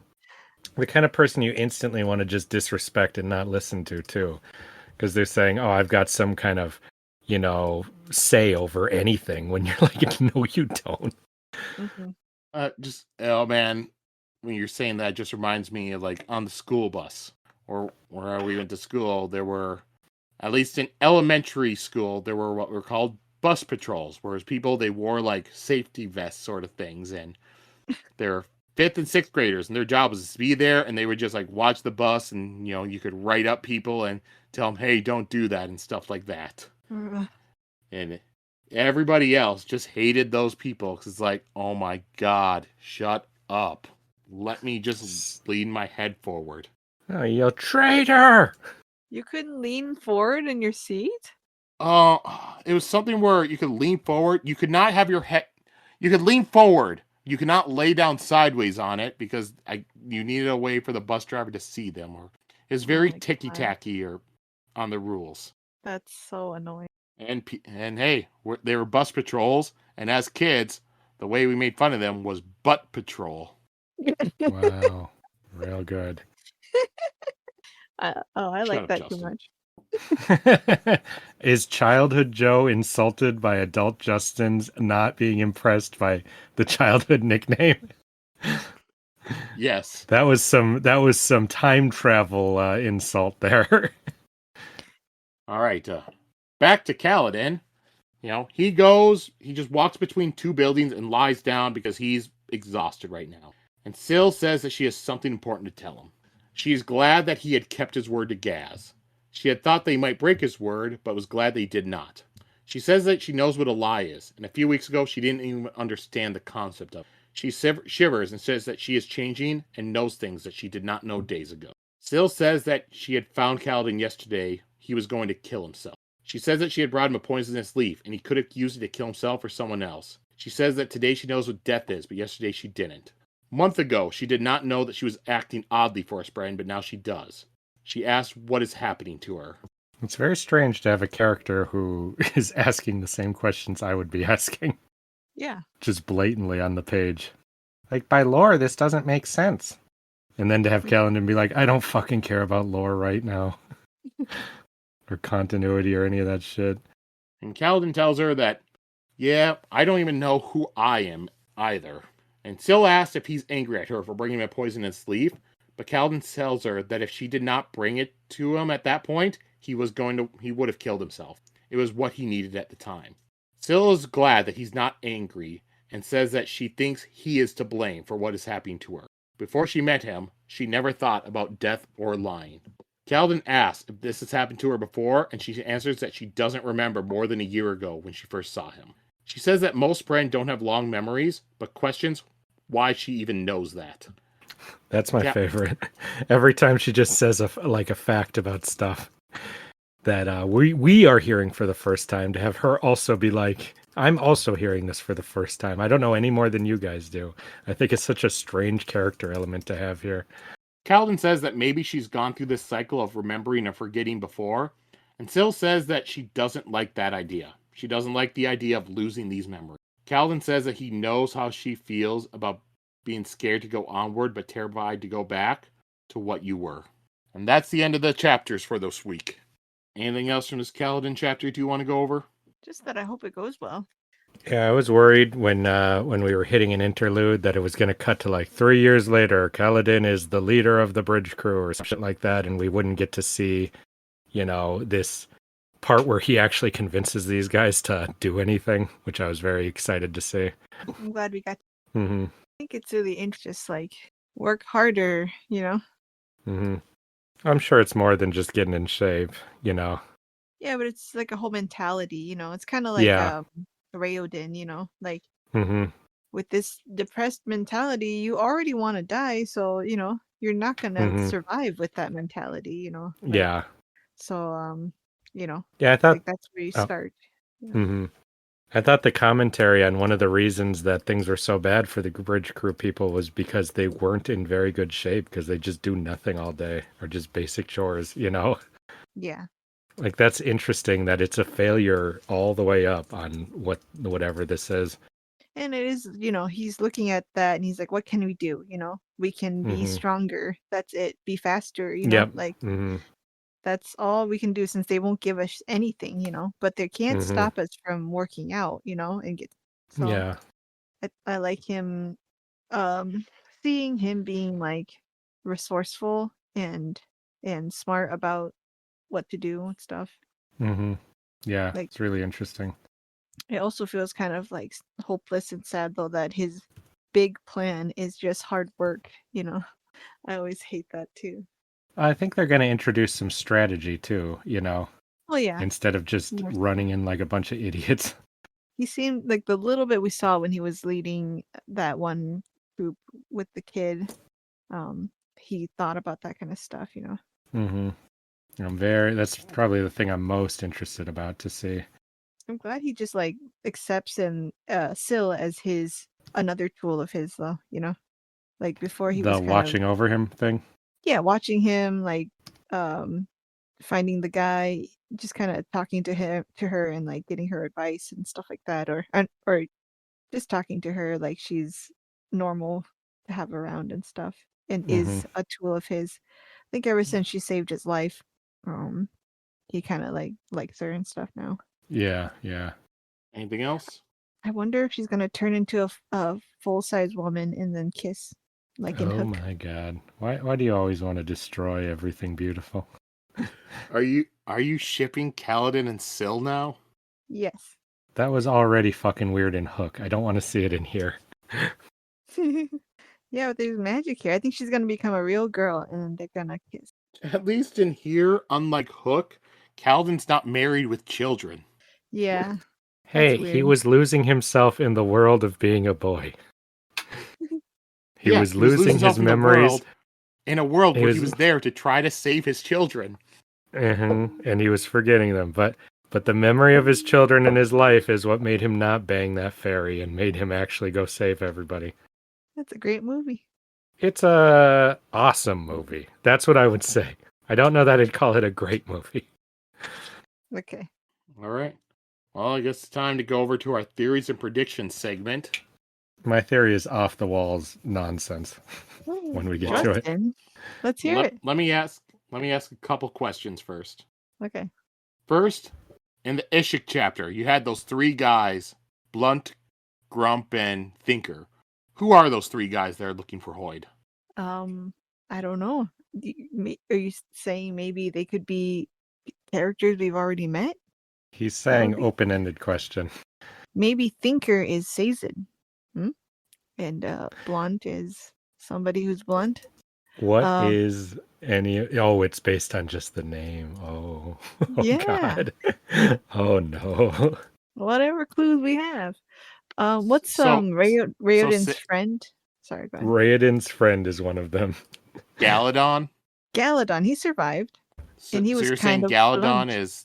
You're saying he's blunt or Grump? He's blunt. He is definitely not Grump because he's always a smiley, happy guy. Oh man, Sheta.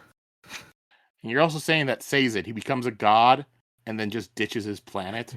I am kind of confused about that aspect, Sheta. He doesn't ditch it. He saves it. They don't need him anymore. So he's got to do another adventure. They don't need him anymore. He sets things right, and then, he doesn't have to watch over it anymore because it's... Sheta, when you put it that way, you're starting to convince me. Except that he was called the hero of ages. Not a hero that comes once in age, a hero that spans the ages.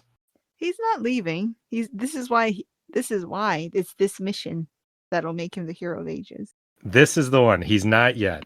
But maybe he finally can earn those stripes once he finds Hoyd. Is that what you're saying?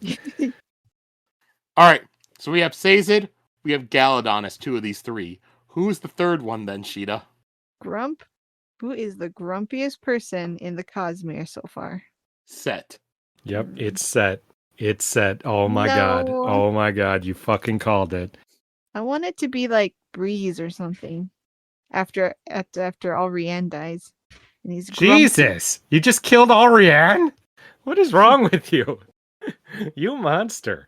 Yeah, so sad. Yeah, so sad. Didn't need to happen that way. All right, Justin, what about you? Who are the 3 guys that are searching for Hoid? Well, if Hoid is as he appears, then so if this is all the same Hoid and not some more complicated thing, we know he can hop worlds, so I assume somebody else can. But then they looked like people from this world. Well, but not all of them. One of them looked really weird, they said. Like they had a certain facial feature that didn't match. Yeah. So I think at least one of them, if not all of them, are from another world. And they're trying to catch him, whatever he's doing.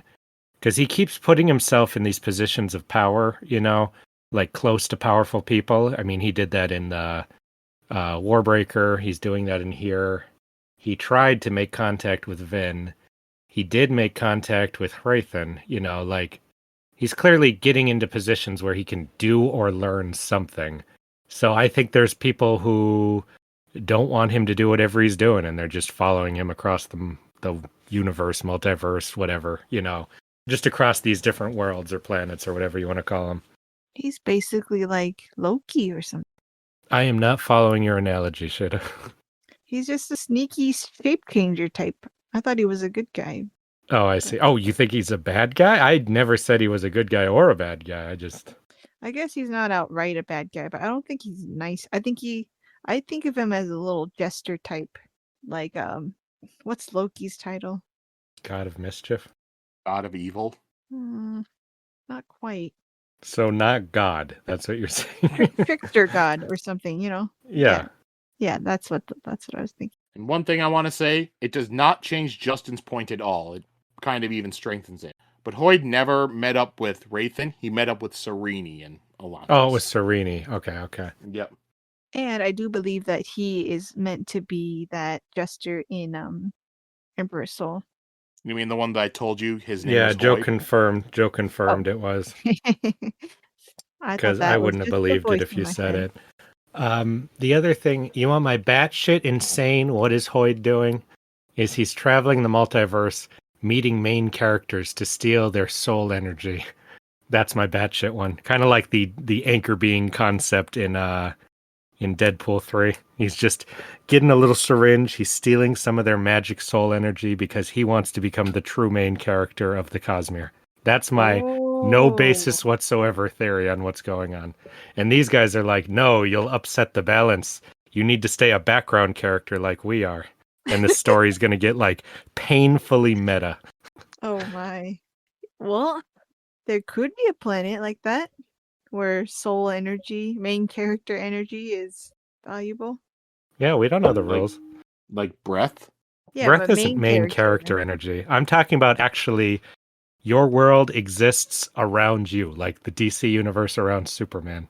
Like just totally painfully meta, that kind of thing. Interesting. I'm very curious if this guy shows up again. The, what do they call him? Not the jester. The wit. Wanderer? Wit? To try to piece together what the hell his deal is, why he's here, how he got here. Because it's you can't just walk up and become like a high-profile storyteller or a high-profile trusted jester in the Imperial court, So I'm very curious to see how this guy keeps doing this shit when in some of the other places we've seen him, he was just like a random beggar guy. I have a theory about Hoid. Are you saying that Wit's Hoid? Yeah, I always thought so. Yes, I thought he was immediately. I thought we blatantly said that earlier. Yeah, basically. You were vague, but you said, "Oh, I have a theory about this." Oh no, I just immediately thought it was. Yeah. The way he was described was too similar, except the hair color was different. But they specifically say he can dye his hair. So, no, I feel very, very sure. Different word than sure, but yeah. Confident? Horrified. I think that's the word. I don't trust this guy. I do not trust this guy at all. Okay, my theory is instead of collecting main character soul energy, like you said, I think he's going from world to world, collecting that world's strongest energy in infinity gauntlet type capacity. Jeez. My honest theory on the guy is he's a scholar who just likes learning, but go on. No, because in the first book, he was looking for something. I can't remember what it was, but he was disappointed he didn't get it. I think he is searching for something. I don't think he's Thanos, even though that would be pretty horrifying. I like that one too. So what it was in Elantris at the little post-credits scene, he takes off bandages, and then he's upset that his skin was not glowing, and he did not become an Elantrian.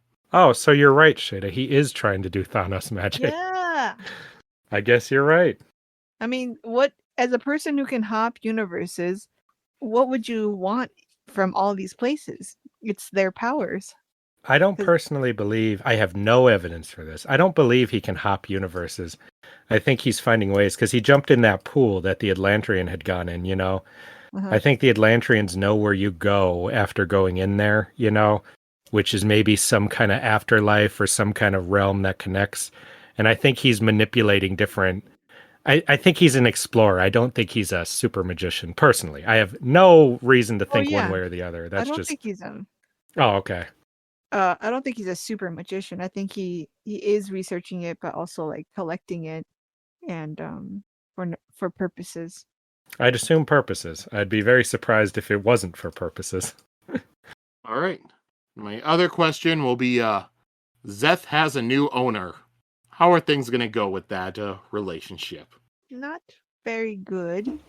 I think that guy's gonna... I got creep vibes from him. I don't like... You got creep vibes from the guy who had a dude stabbed while walking past an alley to steal a couple bucks? Yeah. I think you should stop being so judgmental. You're right. We don't know. Maybe he's like, interesting. And then he breaks the stone. You're free, little fella. Yep, that's the next part. Well, why'd you Enjoy do your that? freedom. Yeah, I think that could happen. Yep. Oh, yeah, for sure. Or yeah, he'll hand the stone back to him. Like, here you go. You're your own master now.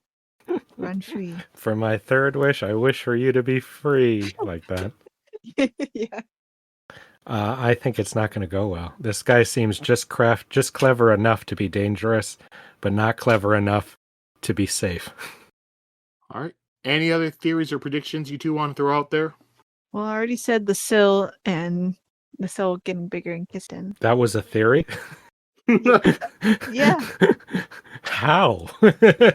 She's learning to be a real girl. She's going to. Oh, She's going to goodness. become a real girl. And we don't know what mysterious thing is happening with her, but... That is true. Maybe she's turning into a babe he can date. That's what it is. Yeah.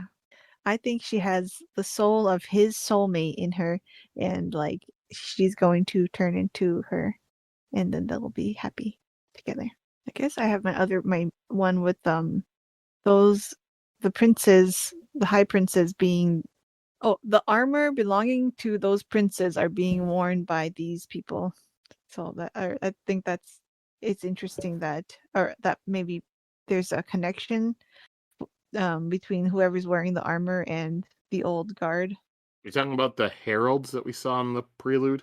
Yeah, the heralds. Because I think it's interesting that these swords and the armors don't... they're like artifacts. They don't exist, or there's only so many of them. Yeah, they haven't been able to replicate them, they said, right? Justin, do you have any theories? I got lost in what Sheta was saying. What was the question? Just random theory. Whatever. Oh, random theories? My batshit, no evidence theory is the immortal is Szeth. And there's a letter being written by somebody who's traveling to another world back to him because there's stuff happening behind the scenes. I have no evidence for this whatsoever. That's just the only immortal I'm aware of right now. Then who's writing the letter? I don't know. Hoyd? Maybe. Or maybe what was the name you tossed out, Sheta, of some random ass character that I hated? I forgot. Kaladin's friend?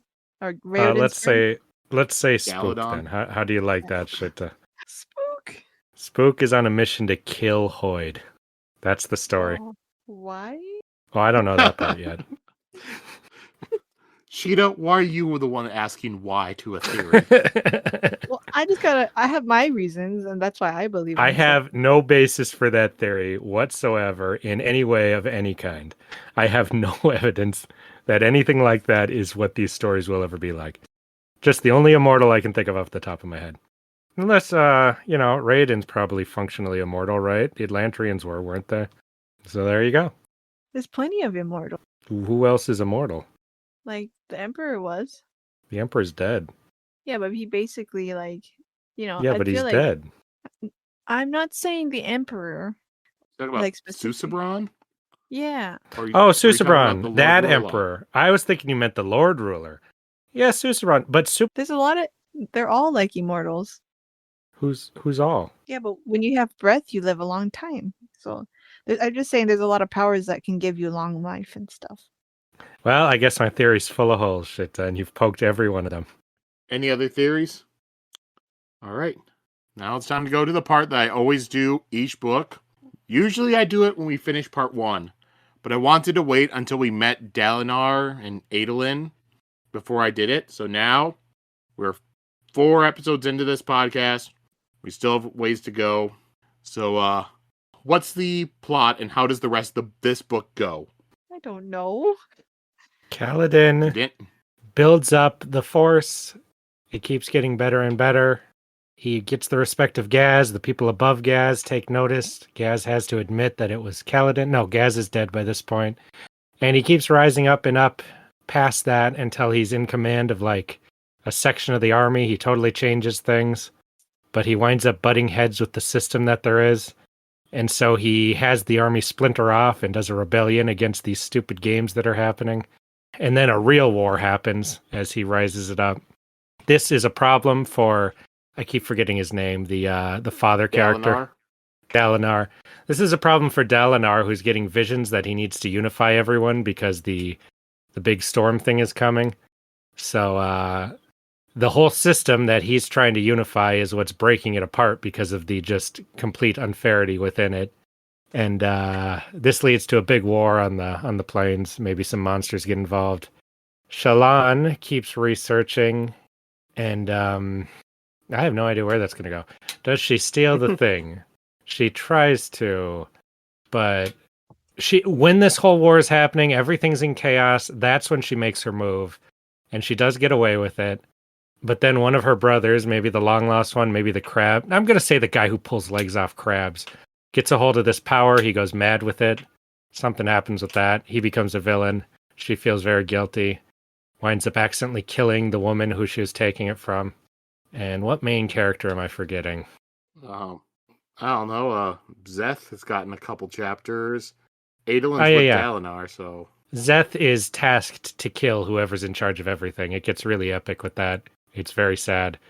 And then at the end of the second book, the big villain is revealed to be that last knight who they left in hell.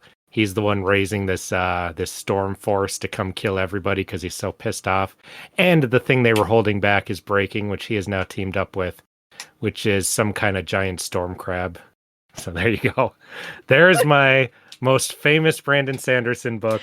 That nonsensical, meandering, random plot. That is the most popular book in the Cosmere. I was with you up until the big storm crab, Justin. I kind of fizzled out at the end. I didn't know how to put the final pieces together. What's the big bad? Big storm crab. Yeah. All right. Luckily, her brother has the super powers now. He found the way to get the greatest strength, and he's able to pull all its legs off.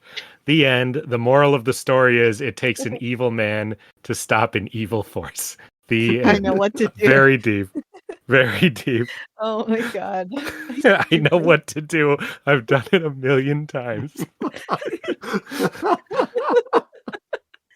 Everyone else is dead by this point. He's the only named character left. Saves the world. Yep. The end. Does he take the Szeth role, become the new god? No. Because in this world, there is no god because it's so depressing. The end. Their god is dead. No. They fail to pay respect to the brother, and so he comes down and kills everybody. That's what it is. Now that one I could actually see happening in some form. All right, Sheta, how are you going to follow that up? Oh my god. You threw me through a loop. I was trying to piece together what I thought, and then you said some things that I was thinking, but then you took it so so differently that it's all confused now. Well, I'm gonna go back to those 3 heralds, or not 3, 10 heralds, or those heralds that like quit the job and just went out. There were 10 So heralds. 9 of them, one of them, Taln, had died and went back to damnation, and the other 9 just left their swords and quit. yeah. So yeah, I think that's gonna be the backbone of the story, the bigger story. That part with that guy who went to hell teaming up with the devil to come back is part of my theory too. But Let's hear not your version, which I'm sure is very different. well, I don't think he exactly teams up with the devil. I think he would team up with like the all the crab creatures, like or the land, basically, like the storm and stuff like that, like those elements which they use to power their stuff. I think that basically like the land and the animals coming to attack them and make them pay. So like a reverse Avatar? Yeah. And I think the powers, which is the orb or that Shallan is looking for, like those are like the big powers that are available along with like the armor and the swords and stuff like that. So they're gonna have to use that to try to fight, and that's all limited. So that's one. The one that the assassin guy took from the king is one, and I think Shallan's older brother might have one. Like I think that there might be like 10 or something, and they can all put it in their chest and become a superhero or something and fight. Jeez. I think those crystals in the animals is really interesting, and I think that might be something. Yeah, I forgot about that aspect. That has to be something. Well, that would be kind of cool. Or if like all their characters got one, like even Kaladin, I mean, who knows? Maybe that Spren has one for him. I think that might just be like some soul power or something. Or that's interesting. Like they take these like gems or crystals and swallow them and become powerful. Yeah, something like the same way the armor works. She said they were going to put them in their chest and become a superhero. Yeah, a little more badass. Yeah. Well, because it's morphin' time. Is that it? Yeah, exactly. That is the imagery that I had. Form of giant crab. Yeah, that or like they summon their shard blade like that. I think when they do that, they will summon whatever weapon they have. It pretty much is Power Rangers. So that would be cool. All right. Well, now let's move on to our characters of the week. I literally just asked his name 2 seconds ago, and I forgot it. I keep thinking it's Dan to Dan. I don't know why. I just keep thinking that every time. So I've got that stuck in my head. It's not even a character. No, it's not. It's not a character. That's the name of a title. Yeah, Justin, the character's name's Dalinar. Dalinar's my favorite. I liked him quite a bit. Everyone around him pissed me off, but I liked him a lot. He is cool. You said you liked Adolin too. He didn't piss you off. No, he did piss me off. Because he acts like he's so mature, but he's out there chasing skirts all the time. Why is that so disrespected?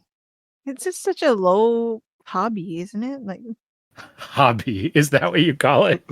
Yeah, I mean, someone who spends their time doing that is not very respectable. It's just it's somewhat childish. Yeah, it's hedonistic, Yeah, I always take it more as he doesn't really give me like the womanizer vibe. Like I'm gonna bang that chick than that chick. He's more like he sucks at dating. He double booked. He dated 2 girls at once. I think people like that, they just like the attention almost, or like it's just. Well, it's hard to say because we don't know enough about him. For all we know, he's like the spirit in that movie where he just is in love with every woman he sees, but never actually hooks up with anybody. All right, Sheta, your favorite character. All right.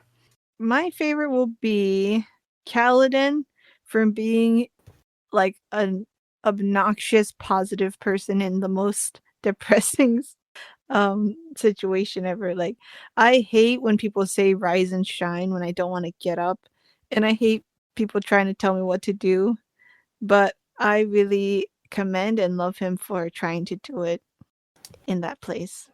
He has a power I do not, which is why I admire it. All right. Yeah, And then my Kaladin's a character- close second for me. All right, my character will be just like Justin's. I'm going with Dalinar. Really? I just think it was a really strong chapter for him. Just introduction to him. You see his strength of like going up, like him having regrets for what he was in the past, him fighting whatever he could, doing whatever he could to try to protect Elhokar. You see him like not really liking the way this war has gone and thinks they need to do something else. He could possibly be going crazy with these visions. Just for just 2 chapters introducing him, you get a lot of stuff with this character in this time, and it's a pretty strong introduction. Yeah, I'm glad he didn't die. I was so worried for him. I hate stories where they introduce one awesome character just to introduce Yeah. a lamer character at the exact same time. I always hate that so much. It's not fair. Like, here's this cool guy, he's got it all figured out, he's awesome, and here's this little idiot who doesn't know anything. And then our cool guy dies, so our little idiot can be inspired by him. Usually those characters wind up being incredibly likable, but it just drives me nuts. I hate it so much. Yeah, I was quite worried he was going to be that, either for the king or for his son, like something. I liked him too. I think it's very interesting that he was actually like, he had a whole character change off screen from when we saw him, Yeah, that's weird. Yeah, he did catch a giant crab claw and stop it. That was pretty cool. Stop it from killing the king. And gave the king the win? The win, yeah. Like that he's a competitive man, like it said, but he's also able to humble himself like this. I always think that's interesting. He seems really wizened after the stuff that's happened. Even like that little manly head nod to the guy who shoots the arrow to save the king, I liked that too. Like, yep, we don't like each other, but I'm acknowledging you. It's just really wise. It's very manly. All right. Now let's go on to quotes. Okay. So this is Gaz. Gaz counted out 4 marks, though there were 5 days to a week. He handed them to Kaladin, but Kaladin left his hand open, palm forward. The other one, Gaz. You said, now. Gaz jumped and pulled out a sphere. You have a strange way of keeping your word, lordling. You promised me. He trailed off as Kaladin took the sphere he'd just been given and handed it back. Gaz frowned. Don't forget where this comes from, Gaz. I'll keep to my word, but you aren't keeping part of my pay. I'm giving it to you. Understand? Gaz looked confused, though he did snatch the sphere from Kaladin's hand. The money stops coming if anything happens to me, Kaladin said, tucking the other 4 spheres into his pocket. So, I thought this was said a lot about Kaladin's character, and in the way the things he believes in is more than just like he really.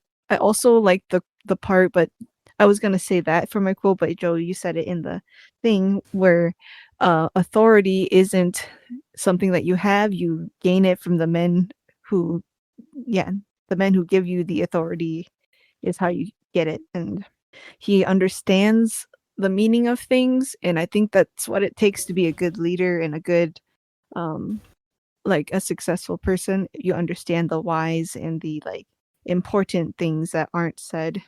I agree. I think that was the best quote in the whole part, the one you just said at the end.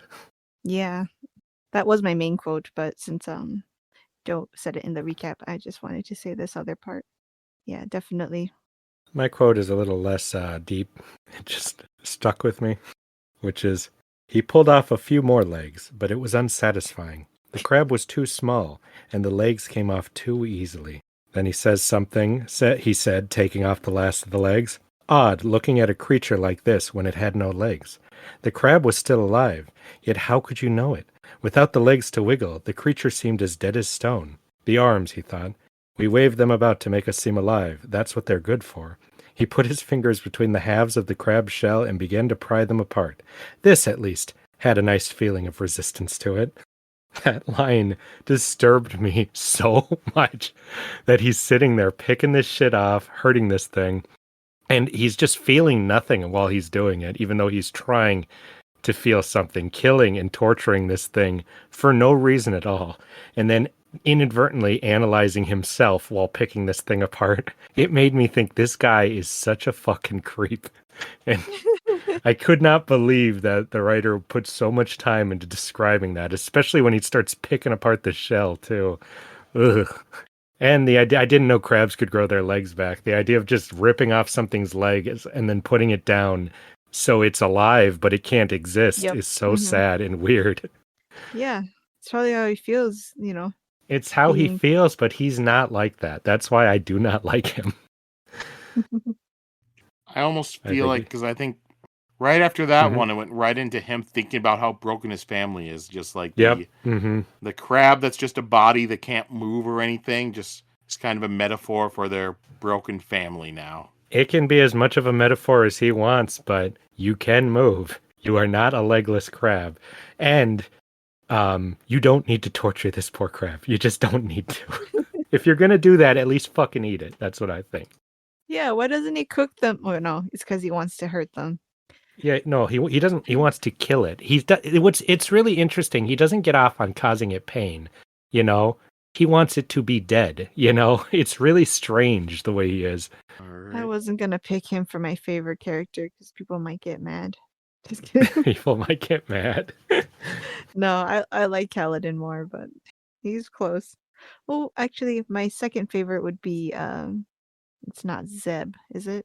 Szeth? Szeth, yeah. Yeah, we got a lot of characters in here, so it was hard to pick. Yeah. All right, then I guess it's on to me. And surprisingly, Justin stole my quote. I did? Oh, God. Oh, You're my a God. freak, man. That's you know crazy. what? Instead of anything deep or anything like that, I'm just gonna go with let's go with Wit showing up.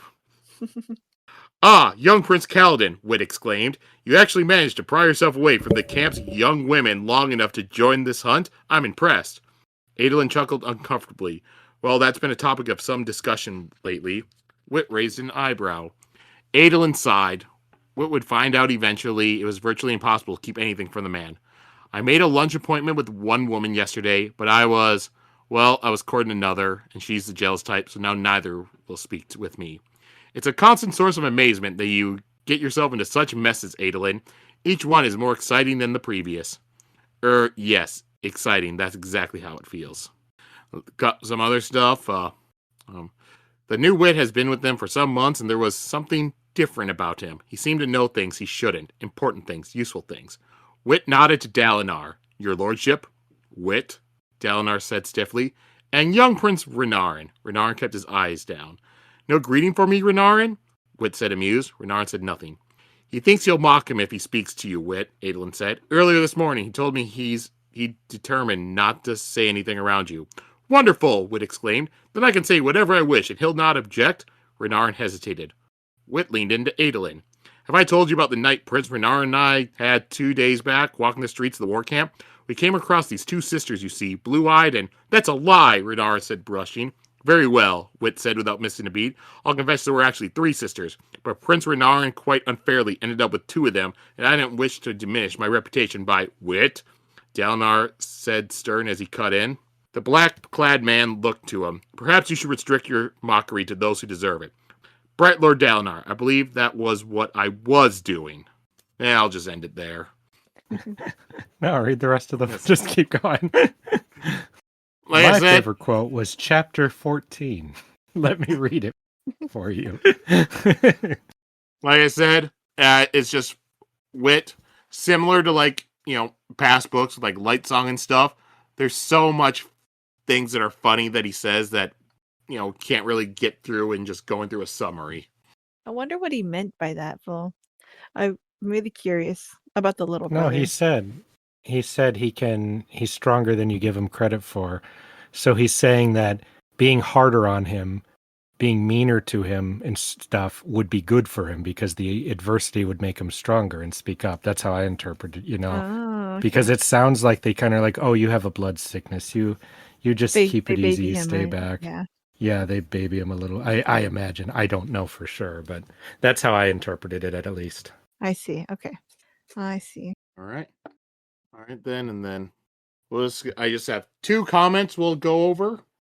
Yep, so 2 comments, both from the Way of Kings prologue through chapter 2 segment. First one's from Adelg8. If you are listening to the audiobook in Audible, there should be the 3 dots in the top right corner. If you check it out, there should be a line that says accompanying PDF. It contains some of the images mentioned. I'm not sure if it is all the images since I don't have the physical copy. I don't know if this is his others books, but this is the one where I noticed it. Cool. And I did look. It does have the images. Unfortunately, when I was looking at it, it seemed to be in a random order. That's weird. Okay. All right, and then the second comment from Reader Warrior starts off. This is a response to my opening segment I did. Don't call me Shirley. Because my thing was going with the line. It's just like, I am serious. And always listen to Cosmere Chronicles. All right, then he goes with Best President goes to Josiah Bartlett from The West Wing. One of the best written shows, best written characters, and the best example of a liberal Catholic. I've heard very positive things about that show. Never seen an episode. Yeah. And then, I can't believe nobody brought up the King of the Pirates, Monkey D. Luffy. I'm going for literal kings. Also, he's not King of the Pirates. He's not. Not even if you read the entire story, he has not become King of the Pirates. Even if he had, I interpret the question as literal kings. Otherwise, I'd say Ash Williams. I don't know why I laughed so much. I'm sorry. Because it was hilarious, and I'm so great. Also, we all know Black Marshall D. Teach is going to become King of the Pirates. Yeah, I'm not getting into that right now. Not my Prelude. Oh, to look back on this with virgin eyes. You have no idea what you're in for. Is it fair to say that it cuts to modern day when there are 2 time slips after it? That's like going from Victorian England to the 80s, then to right before 9/11, then to right after it. Now that sounds like a good fucking book. I would say, yes, it is still, because you're cutting from 4,500 years ago to 6 years ago. I would say 6 years ago would be modern day. You know, if you're going nowadays, if you're talking about a big jump, if you're talking about, even going back to like 2015, I would consider that modern day when the last time period would have been, 3000 BC.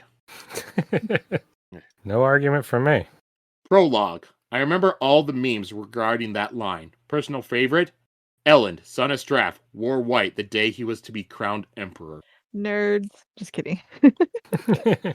You're on a Cosmere podcast. Sheta. Oh no! No, the fact that I got that would disqualify me. You knew what he was talking about. Sheta. I had to reread the first part of this book like 10 times to start differentiating names. Don't feel so bad. Okay, oh, bro, I will finish the book without differentiating names. Names are my greatest weakness in a story. I am so fucking awful at them. You're almost proud of not knowing names, Justin. I'm not proud. It gets into a lot of trouble when you're like I say, a good writer. What's your name again? We went on a date and you don't know my name. yeah. That extends to real life. I don't know anyone's fucking name. I've always believed that a good author will always, if a character matters, if it matters who you know who it is, that the author will make sure you know. And so far in these Sanderson books, I've never had problems with that, except with God damn it, what's his name? The little soldier who heroically tried to deliver the message and was responsible basically for everything. Demu, was that the name? No, it's not Demu. No, Goradel. Goradel. Yeah, Goradel. So that's the one that I feel really bad about not getting, because that's one that following his little story throughout all of it would Yeah. enhance everything quite a bit. Like, it's really cool. And if I wasn't doing this with you guys, I would not. I would have been like, whatever happened to that one guy they sent out, and totally stupidly just lost track of that character. I'm surprised because he's like Sweepy. He's a little background character, you know? It's different in a movie. Movies are different. I'm much better in a movie. All right. But you are right. That is a comparison. Mm-hmm. It's a little fun character. Mm-hmm. But Yeah, I like him. I felt bad. You couldn't even remember the poor guy's name. Yeah. All right. Chapter 1. This is basically Ohio and Michigan fighting over Toledo. Jeez.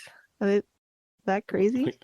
Well, you had like two people that are technically the same country fighting over just, borders of their land.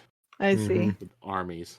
Useless and Yeah. why? Fuck these assholes. How many people die for that? How many bridgemen suffer for that? For Toledo. All right. For Toledo. All right. Chapter 2. Kaladin is the ultimate Cosmere emo boy. Is he? Now let me think. Let me think about that. I'd put Zane. Yeah, Oh, Zane. yeah. Zane is the ultimate emo boy for sure. I knew there Right. was somebody. Yeah, you gotta have the romance element in the emo. No one understands me. I just want to kill everyone. And then he goes off because we were talking about how like all the Cosmere books start off like bad and stuff, and it's like Warbreaker starts with Vasher suffocating a tortured man and Nightblood killing a bunch of guards. Yeah. Then he adds in, arguably, Hero of Aegis starts best because the main characters show up to save a city. Well of Ascension starts with Vin killing a bunch of Mistings and an army shows up. I'll have to say, Hero of Ages starts with, I wouldn't say, because you're leaving out the prologue where it starts with Marsh and they're killing a person in order to put a spike into another Inquisitor. And Marsh is wishing that he was dead. Then we go into the theory segment. In his line, he says, Kaladin's 19 Roshar years. That doesn't necessarily equate to Earth years. I ain't right. getting that nerdy into it. Yeah, I will go into it because it's like, technically, because Brandon Sanderson's talked about it, because, the Roshar, like the planet is, I think, a little bit bigger, spins a little bit faster and stuff. So, like, I think one Roshar year equals like 1.2 Earth years or something like that. The thing I think about with it is that sort of stuff I kind of ignore with, like, I'm not going to translate Kaladin's age to what he would be on Earth, because I figured their bodies are also probably set up to age at the rate of Roshar. So even if they they were older on Earth, they might not have matured at the same thing. So if they say they're 19 on Roshar, I just take it as they would be 19 if they were born and raised on Earth. I think trying to go past that just gets way too confusing and might not actually make sense for how their bodies act. And then he does say some stuff, asking some questions about a theory Sheta had then. But from what she said earlier today, she's already past that theory, so I'm just gonna leave that. Man, it was you stupid. Hey. I don't remember exactly what it was, but it had some stuff to do with, like, the heralds and stuff like that. I see. All right, and then the character of the week segment. Nobody wants to give the award to Town for taking on the most hopeless part of the battle and then suffering for who knows how long all alone. No. In my defense, he was only talked about. He did not show up. Don't remember that. He's the guy that was left behind. I thought he was cool, but I need to know more about him. Then from our quote segment, the way Kaladin calls the Windspread spirit reminds me of Ebenezer Scrooge. Me too. Spirit, are you still there? Maybe that she is teaching him lessons that will, make him be a better man. So maybe. And then the final part of Reader Warrior's comment is just Code Geass is the flipping goat. Lelouch is fantastic. Now, did you watch it after you suggested it? Or Yep, just in that week, just like you said. All right. So there's that. So for next week, we'll look forward. We'll be reading 3 chapters. Chapters 15 through 17. Nice short time then. Only 3 chapters. Yep. I feel like it's not. I feel like it's not short. No, it is. It's only 3.